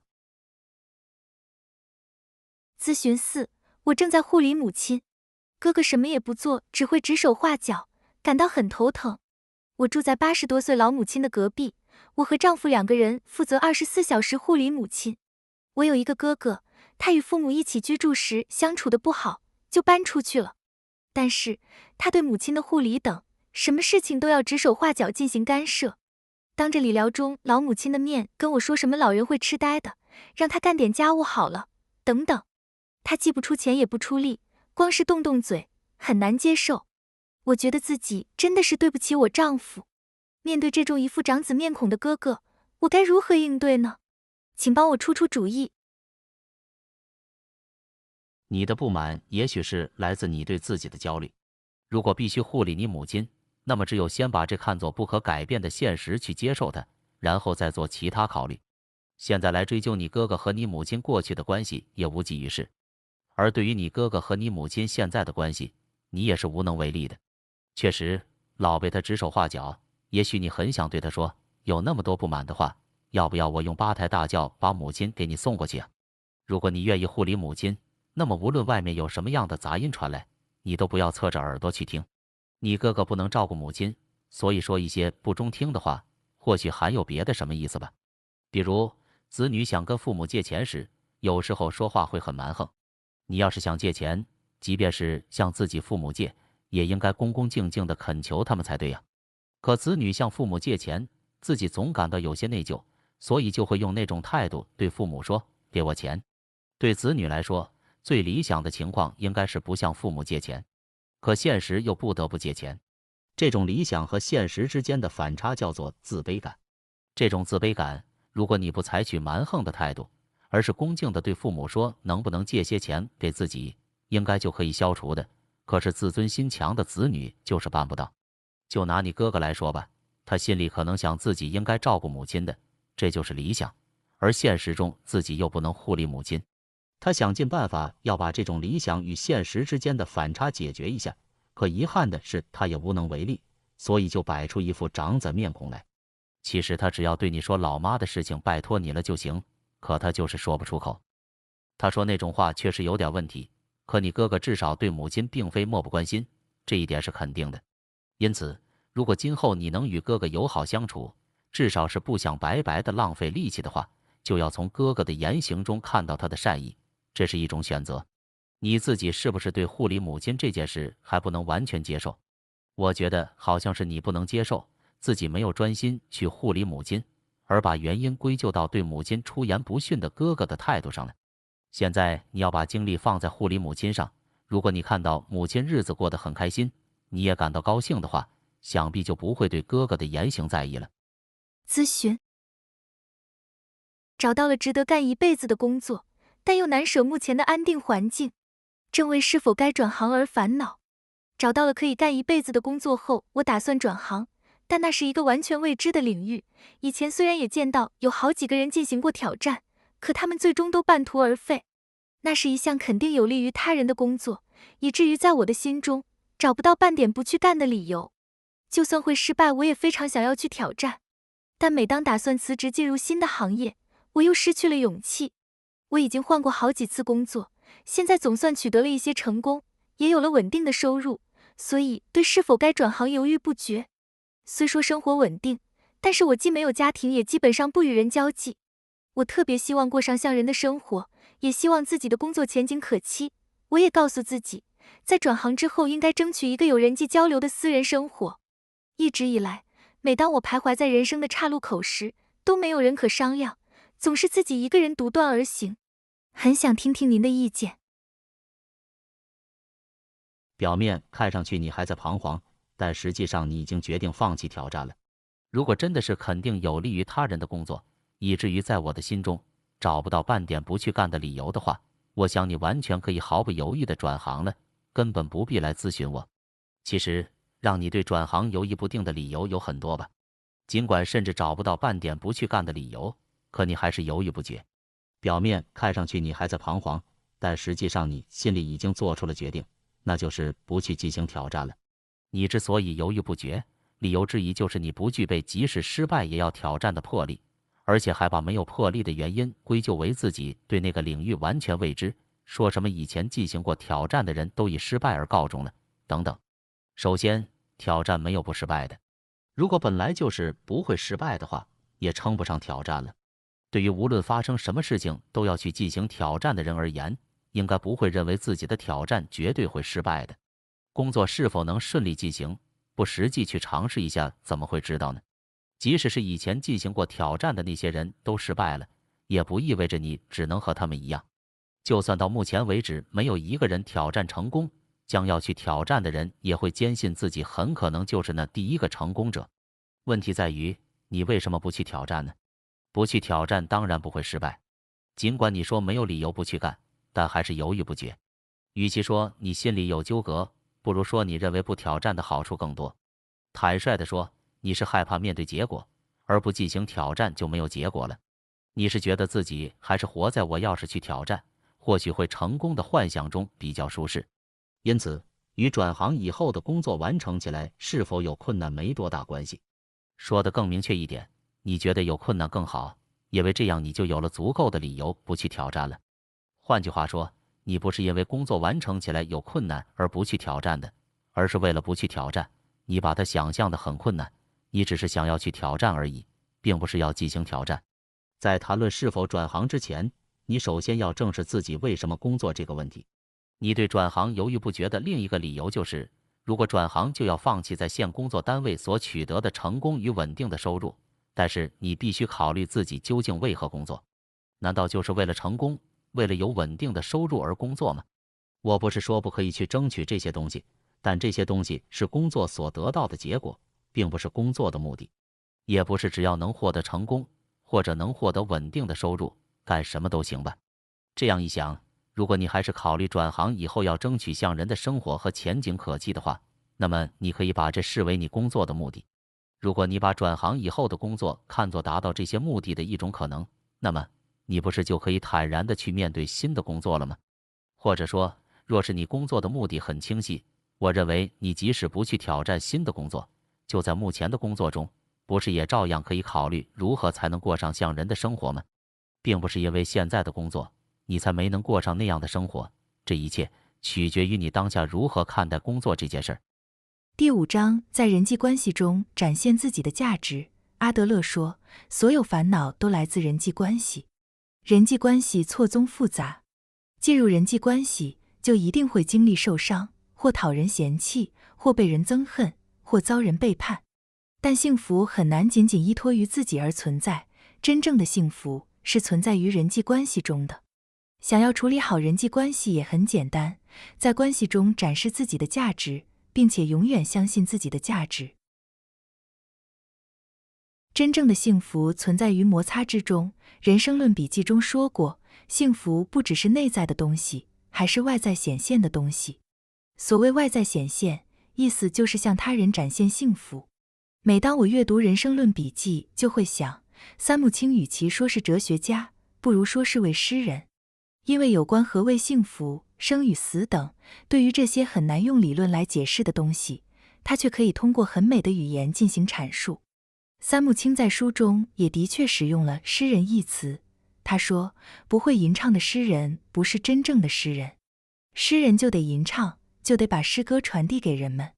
幸福也是要向人传递的，如鸟歌唱一般，自然而然地向外展露，能使他人幸福的才是真正的幸福。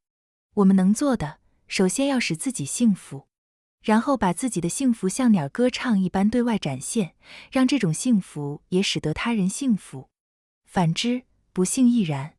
如果向外传递不幸，那么这种不幸也会传染给他人。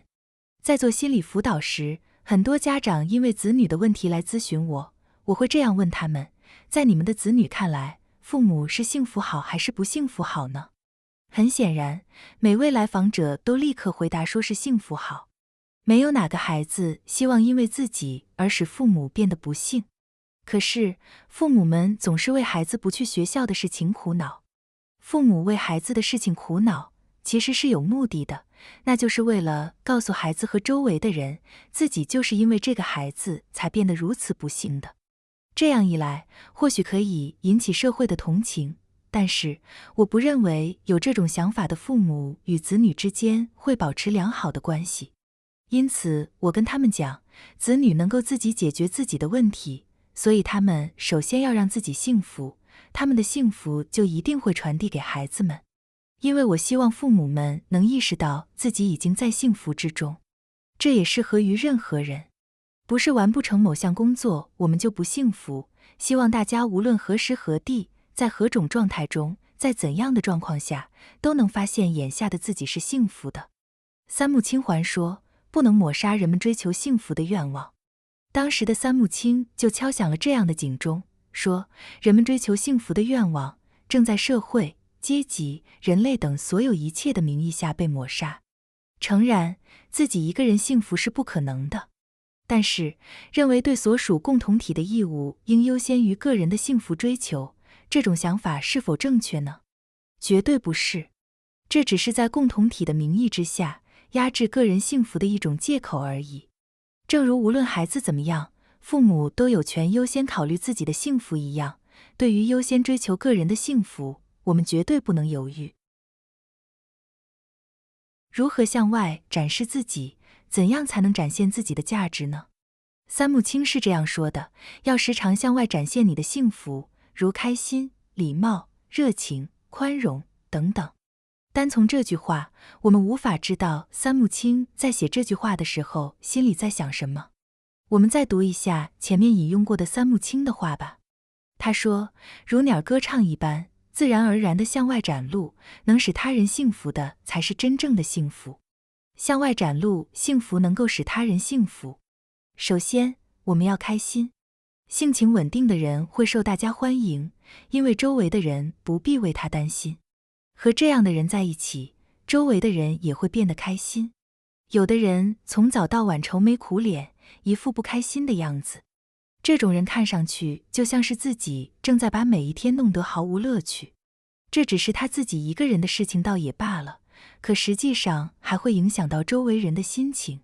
其次就是要有礼貌，也就是说，当别人请你做什么事情，你不要敷衍了事地说自己很忙。如果自己被人以礼相待，那么就会很开心，觉得自己受人重视。再次就是要热情，自己能做的事情当然要自己做，当别人向你寻求帮助时，尽可能的去帮助他。我觉得好些人的行事恰恰相反，自己时常麻烦别人，但当别人向他求助时，却又拒之不顾。当然，即使是必须自己做的事情，当你不会做的时候，也得向周围的人寻求帮助。另外，觉得自己总是要别人来帮助的人，也用不着悲观。如果认为他人对自己的热心给自己带来了幸福，那么也要把当时感受到的幸福传递给热情帮助自己的人。通过这样的幸福传递，对方也会产生一种贡献感，于是就越发愿意去帮助他人了。最后就是要宽容，我觉得这一点对幸福而言特别重要。如果我们不能接受与自己想法不同的人，那么马上就会发生冲突。总想证明自己与对方哪个正确的人，是搞不好人际关系的。思考如何才能与人和睦相处，这很重要。为人宽容的意思就是，即使他人的想法与自己的想法不同，也能理解对方，至少会努力去理解。就对方而言，如果他觉得即使自己的想法不被赞同，也得到了对方理解，那也是值得高兴的事情吧。就这样，把自己的幸福展现给他人，有很多方式。若是你感到自己现在很幸福，或者说发现自己是幸福的，然后把它展现出来，那么随着你的这种变化，周围的人也一定会发现自己其实也很幸福。幸福是外在表现的东西，三木清说过，只是内在的幸福不是真正的幸福。谈到幸福，很多人会想象那是一种内在的东西，是自己心里的一种状态，而三木清却认为幸福不只是内在的东西，还是外在显现的东西。那么在什么地方表现出来呢？就是表现在人际关系中。人际关系错综复杂，可以说进入人际关系就一定会经历受伤，或讨人嫌弃，或被人憎恨，或遭人背叛。因此，有人觉得与其被人伤害，不如与任何人都不来往，独自一人活着。产生这种想法也不奇怪。年轻人中有的不去学校，有的闭门不出，存在持这种态度的年轻人也毫不奇怪。估计没有一个人从来都没有想过今天不去上班的吧。阿德勒对于这种情况是这么阐述的，他说，所有烦恼都来自人际关系。是否有人际关系以外的烦恼呢？那也不是没有。比如死的问题，也属于人际关系。虽然没有人知道死究竟是怎么一回事，但能确定的只有死意味着分别。即便是相互并不亲近、老吵架的人，当你与他死别时，从某种意义上来说，也会不由得产生一种丧失感，觉得自己生活中的某一部分缺失了。这就是人际关系。因此，可以这样认为，就连死这个问题，也是人际关系的问题。让自己拥有敢于进入人际关系的勇气。然而，幸福也是只有在人际关系中才能够获得。离开了人际关系，你自己一个人要想得到幸福是不可能的。前面我们已经谈到过，在我生病住院的时候，医生对我说，请写书吧，因为书能留下来。这意思是说书是可以留下来的，而我的身体则留不下来，所以说这位医生绝对不是在安慰我，而是根据我的病情尚处于不可预测的状态跟我讲的。但是，当听到他对我说请写书吧的时候，我则认为他的意思是保证我的身体能够恢复到可以写书的状态。是这位医生给了我活下去的希望。之所以说一个人得不到幸福，是因为希望是他人给予的。现在是我病愈后的第11个年头，确实是恢复了健康。一有演讲的机会，就坐飞机到处跑，可当时真的想过自己就这样死了呢？所谓活着的喜悦和幸福是从人际关系中获得的，并不是指实际上与谁的关系，也不是必须进入特定的人际关系中去。只不过当我们感到绝望的时候，把我们从绝望中挽救出来的是他人。我们说活着的喜悦和幸福是从人际关系中获得的，意思就是说希望都是他人给予的。我想三木清自己并不知道自身的命运。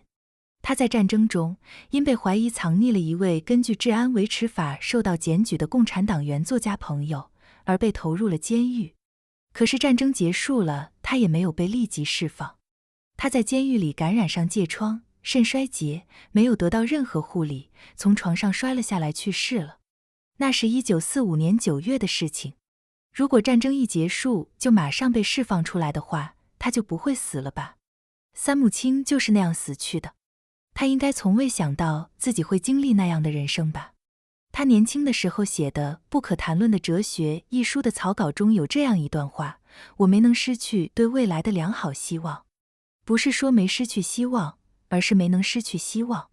为什么是没能失去希望呢？就因为希望是他人给予的。既然希望是他人给予的，那么即使实际上并不是活在与某个人的关系中，我们也是活在与其他人的联系中。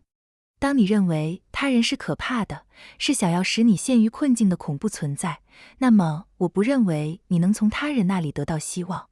我们往往会把他人视为恐怖的存在。我自己也是如此。母亲死后，就剩我与父亲2个人生活了。可是与父亲一起生活很够呛，正因为是生活在同一个空间，所以气氛都显得格外紧张。当我与父亲商量我结婚的事情时，也很害怕他会反对。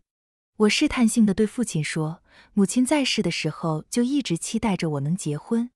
没想到父亲当即就同意了。所以，想象中很可怕的事情，在现实中不一定会发生。当时我领悟到，要想感受活着的喜悦，首先自己得有勇气。无论何时，相信自己是有价值的。要具备进入人际关系的勇气，必须认可自己是有价值的。因为意识不到自己有价值，就不能进入人际关系中。不过，是否反其道而行之的人更多呢？为了不进入人际关系，就不承认自己有价值。因为当他们认为自己这种人没啥了不起的时候，是用不着进入人际关系的。他们是害怕，觉得自己都不能喜欢自己，怎么能让别人喜欢自己呢？但是，一旦人有了自信，就必须进入人际关系中去了，必须向自己喜欢的他或他表白了。可是这样一来，也许会被拒绝，会痛苦难受。有的人一想到此，便会不知不觉地逃避人际关系。然而，我们只有在人际关系中才能获得幸福，所以为了进入人际关系，我们必须认可自己是有价值的。不要把他人想象得很恐怖，而是需要鼓起勇气把他人当作阿德勒所说的伙伴。也就是说，他人在必要时是会帮助自己的。我们再回到先前的话题，那就是要相信有给予自己希望的人存在。当你感到自己以某种方式在为他人做贡献的时候，就能够认识到自己是有价值的。要得到这种感觉，做些什么才好呢？总之，现在你首先只能为他人做自己力所能及的事情。我的一位朋友说，他决定早上在车站向与自己擦肩而过的人说早上好。即使不相识的人，你跟他打招呼说早上好，他也会很高兴的吧。但是一开始他很害怕，因为他说话结巴，做不到心里想什么就说出口，一直感到很痛苦，总以为别人会因他口吃而看不起他，笑话他。我问他，如果别人讲不出话来，他是否会笑话？于是他意识到不可能会发生这种事情的，便暗自下定决心，第二天早上要跟别人打招呼。结果10个人当中有8个人也都回头给他打招呼说早上好。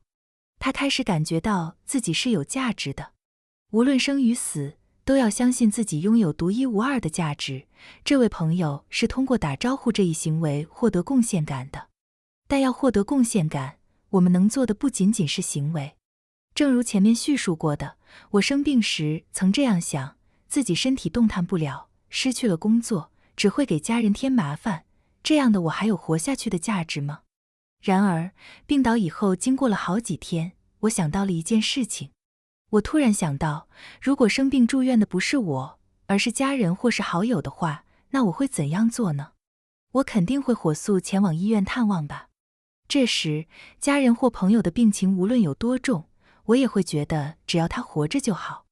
我想同样的道理没有理由不可以套用在自己身上。也就是说，我虽然徘徊在生死边缘，但一定有人会因我这样活下来了而感到高兴的。我意识到自己活过来就是对他人的贡献。对我来说，这么想难度有点大。但即使完不成什么事情，如果你能够意识到只要自己存在，只要自己活着，就是为他人做贡献，你就能感受到自己是有价值的。如果能感觉到自己有价值，那么就能进入人际关系中去，就能获得幸福。希望大家能这么想。若说活着就是贡献，可能会立刻遭到反驳吧。难道死就不能为他人做贡献了吗？这要是为死去的人着想，你难道还认为他能做贡献吗？对死去的人而言，他既不能触摸，不能目睹，也不能闻声。从这个意义上来说，死就是永别。三木清对此是怎么阐述的呢？他说，与死者有可能再见面，并说那就是在你自己死的时候。他说，只要你还活着，就绝对不可能与死去的人再见面了。但如果你死了，或许有可能与其再见面。我很能理解这种心情。我觉得，虽然我们不能在死者的世界与其再见面，但是死者所说的话，我们是永远不会忘记的。现在也是，我偶尔会想起父母说过的话。按照这种形式，人无论是在活着的时候，还是在死了以后，都能为他人做贡献的。咨询1：心爱的人患了重病，自己却什么也帮不了，觉得自己很没用，如何才可以帮到他呢？得知心爱的人患了重病，听说他患了晚期癌症，医院说无法动手术了。虽然正接受着抗癌药的治疗，但还是到各家医院去寻找是否有治好的可能性。我没有医学知识，无法做一些有助于他的事情，而且也不知道该跟他讲些什么，只能在一边发呆，觉得自己很没用。相信心爱的人，如果能去探望他的话，那就珍惜与他在一起的时光。必须相信心爱的人，你要相信他明白自己所处的状况，并能够应对只有他自己才可以解决的问题。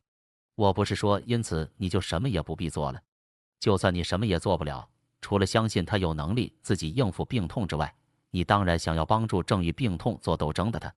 但是即使你有心去帮助他，有时候也不知道该如何去帮助。如果你不知道自己能做什么，那么你可以问他一下有没有什么事情我能做的。其实我想，这种时候应该没有什么人知道自己该怎么做。就算你什么也做不了，也不知道该跟他说些什么。如果能见到他，难道你不想去见他吗？如果去了，你对他说因为担心，所以就赶过来了就可以。有一个我经常会想到的情节，主治医生对生病孩子的父母说，孩子已经没有康复的希望了。阿德勒则对主治医生说，凭什么你可以这样对我们说？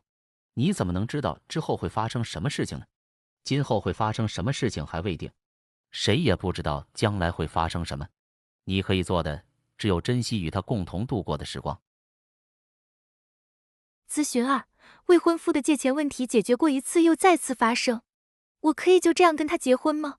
我和已与之订婚的男士在一起生活，同居有2年时间了，准备近期就领证，而且也都通知了双方父母、兄弟姐妹和朋友，大家都很高兴地祝福我们。未婚夫不懂管理金钱，沉迷于赌博，有多少钱花多少钱。因此，刚开始同居时，我还管着他的工资，每个月给他零用钱。同居了半年，我发现他在外借钱，好像一直是借了钱就去赌博。当我知道的时候，他已经欠下了100万日元的债务。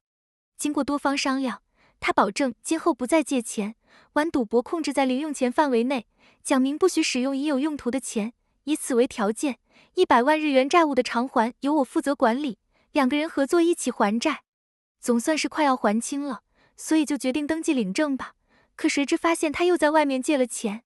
前几天好像是因为他没还借贷的钱，我接到了催债的电话，还收到了寄来的新申请的贷款卡。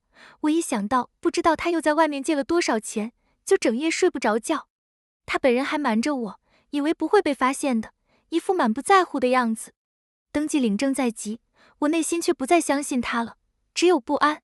周围人都祝福我们，还送来了贺礼，我也很难轻易下决心取消婚约。今后该如何相处下去呢？对结婚也感到很苦恼。虽然最终还得由我自己来决定，但我还是想找您咨询一下，希望您能给我一些意见，请多多指教。虽说爱一个人会非理性到极致，不过结婚前有几点应该慎重考虑。我想很多情侣都存在结婚前必须解决的问题，不是什么大的问题，也可以结了婚以后再慢慢解决。但是有关他借钱的问题，我认为还是结婚前解决了为妥，并不是说有问题就不能结婚。如果说即使有问题也准备要结婚，那不是因为问题解决了，而是因为双方明白2个人齐心协力就能解决问题。实际上结了婚也会产生问题，如果坚信产生问题时2个人也能齐心协力解决问题，那么就可以结婚。相反，如果不这么认为，那么就会担心到时候说不定又会发生同样的问题，就下不了结婚的决心。我想你在同居时能够解决他的贷款问题，这很好，但只是做了还清债务和管理工资的规定，问题还是没有解决。问题不在于借钱本身，而在于他借钱是为了赌博，然后眼看着快要还清了又去借钱，而且还瞒着你。更有甚者，他还以为没有被发现，一副满不在乎的样子，这也是问题。债务本身只要还清了就解决了，可隐瞒借钱的做法根深蒂固，是个很难解决的问题。这个问题不解决，结了婚就有很大的风险。为了解决问题，必须重新考虑以下几点。在解决债务问题时，是不是你单方面提出解决方案的？如果是你单方面提出解决方案的话，那就不属于协助他解决问题了。重要的是问他自己觉得该如何解决，要2个人商量。你信上说他不懂管理金钱，有多少钱用多少钱。如果他不认为像他那样用钱有问题，那就只能告诉他这样有多少钱用多少钱，生活就难以维持了。但是如果他明知不能够借钱，你却还跟他说他在借钱去赌博的话，就无法维持生活了，那他一定会有抵触的吧？因为他隐瞒了借钱的事情，说明他应该很清楚自己的所作所为。这样的话，你得想一想，是不是你令他想要隐瞒借钱的事实？当然，我很明白你为什么说不能相信一再借钱的他，但重要的是，你没有用事实证明是他自己做错了事情，就去协助他解决问题。那也可以认为是他对你管理工资，给他零用钱这样的生活感到不满。当然，他肯定知道是他自己错了，所以他接受了。再次慎重考虑了以后，你不能再沉默了，必须对还以为没被发现，一副满不在乎的样子的他说清楚，这不是相信不相信他的问题，一定不能灰心，要耐心的与他对话。如果经过商量，依然发生同样的事情，或许就不该结婚了，至少也要延期。不能因为已经得到了父母、兄弟姐妹和朋友的祝福，就只好不情愿的跟他结婚，这不是很奇怪吗？如果即便如此，你仍然想跟他结婚的话，当然任何人也拦不住。我觉得还有协商的余地，所以给你提几个建议，你可以尝试一下是否这样处理。就算再次出现同样的事情，那也是你选他作为自己人生伴侣的责任，结婚就意味着要承担这个责任。我想你要是向周围的人提起他借钱的事情，恐怕大家都会反对你们结婚的。他们肯定会说不要特意去跟明知有问题的人结婚等等。但是人生中谁也不是都能按照逻辑来决定事情的。可以说，爱一个人会非理性到极致。咨询3：雷曼金融危机以后丢了工作，患上了心理疾病，已经好多年没笑过了。我的人生处于绝望中，提不起活下去的精神来，经常想到去死，但又没有自杀的勇气。我现在56岁，曾在一家设计公司工作到50岁左右，一直从事着自由合约制的广告设计，工作也挺顺利，建造住宅的贷款也还清了，2个儿子也没有依靠奖学金，我都供他们大学毕业了。可是，自从那场雷曼金融风暴以后，我与客户的生意渠道一个接一个的断掉了，工作难以继续维持。对于一直以来只从事广告设计工作的50来岁的人来说，几乎没有重新就业的可能。我也应聘了很多行业的招聘，全都没有被录用。现在为了生存，无可奈何，只得去一家派遣性风俗店工作，做一些模板和宣传广告设计，为女孩子的画像加工等等。觉得自己很可怜，很可悲，收入还不到40岁时的一半。那家店表面上是一家株式会社，但是既不给社会保险，也没有雇佣保险。工作内容不好，工作环境也恶劣，在二流子一样的经营者的影响下，那里完全就是一个垃圾场。我对家里人从未提起过自己在做那样的工作，一想到我的工资是从那些卖身女子所赚来的钱中抠出来的，心里就忍受不了。因此患上了心理疾病，一直在看心疗内科，已经有好多年没笑过了。但为了吃饭还是得工作，感到很痛苦。我有没有什么办法可以从这现实中逃脱出来呢？人怀念过去都是在没有勇气改变现状的时候。我送你一句阿兰·德伯顿的名言，要说有没有从现实中逃脱出来的方法，那肯定是有的。不过你必须为此下很大的决心。首先必须考虑现在的工作怎么办。如果对于工作的内容、职场的环境难以满足，也很难改善的话，那只有转换工作了吧。也许你会说现在是不可能辞职的，但是如果你真想从现状中解脱出来，就必须有所行动。幸好你的房贷也还清了，儿子们也从大学毕业了，所以也并非不可以简朴地度过今后的人生。其次，必须忘却过去的辉煌，放手过去，有时候并不是一件简单的事情。但是我认为，你只能接受再也回不到过去的现实，从现在能做的事情开始。人们怀念过去，往往是因为改变不了现在的生活方式。最后，要相信家人。你说从未向家人提起过现在的工作，我建议你是不是该坦率地告诉家人，因为他们一定会感谢你一直以来这样努力地为他们工作着。我认为他们一定不会责难你的。你说已经有好几年没有笑过了，我想起了法国哲学家德波顿曾经说过这么一句话：人不是因为幸福而笑的，是因笑而感到幸福。请你尝试一下，每天早上从笑开始一天的生活。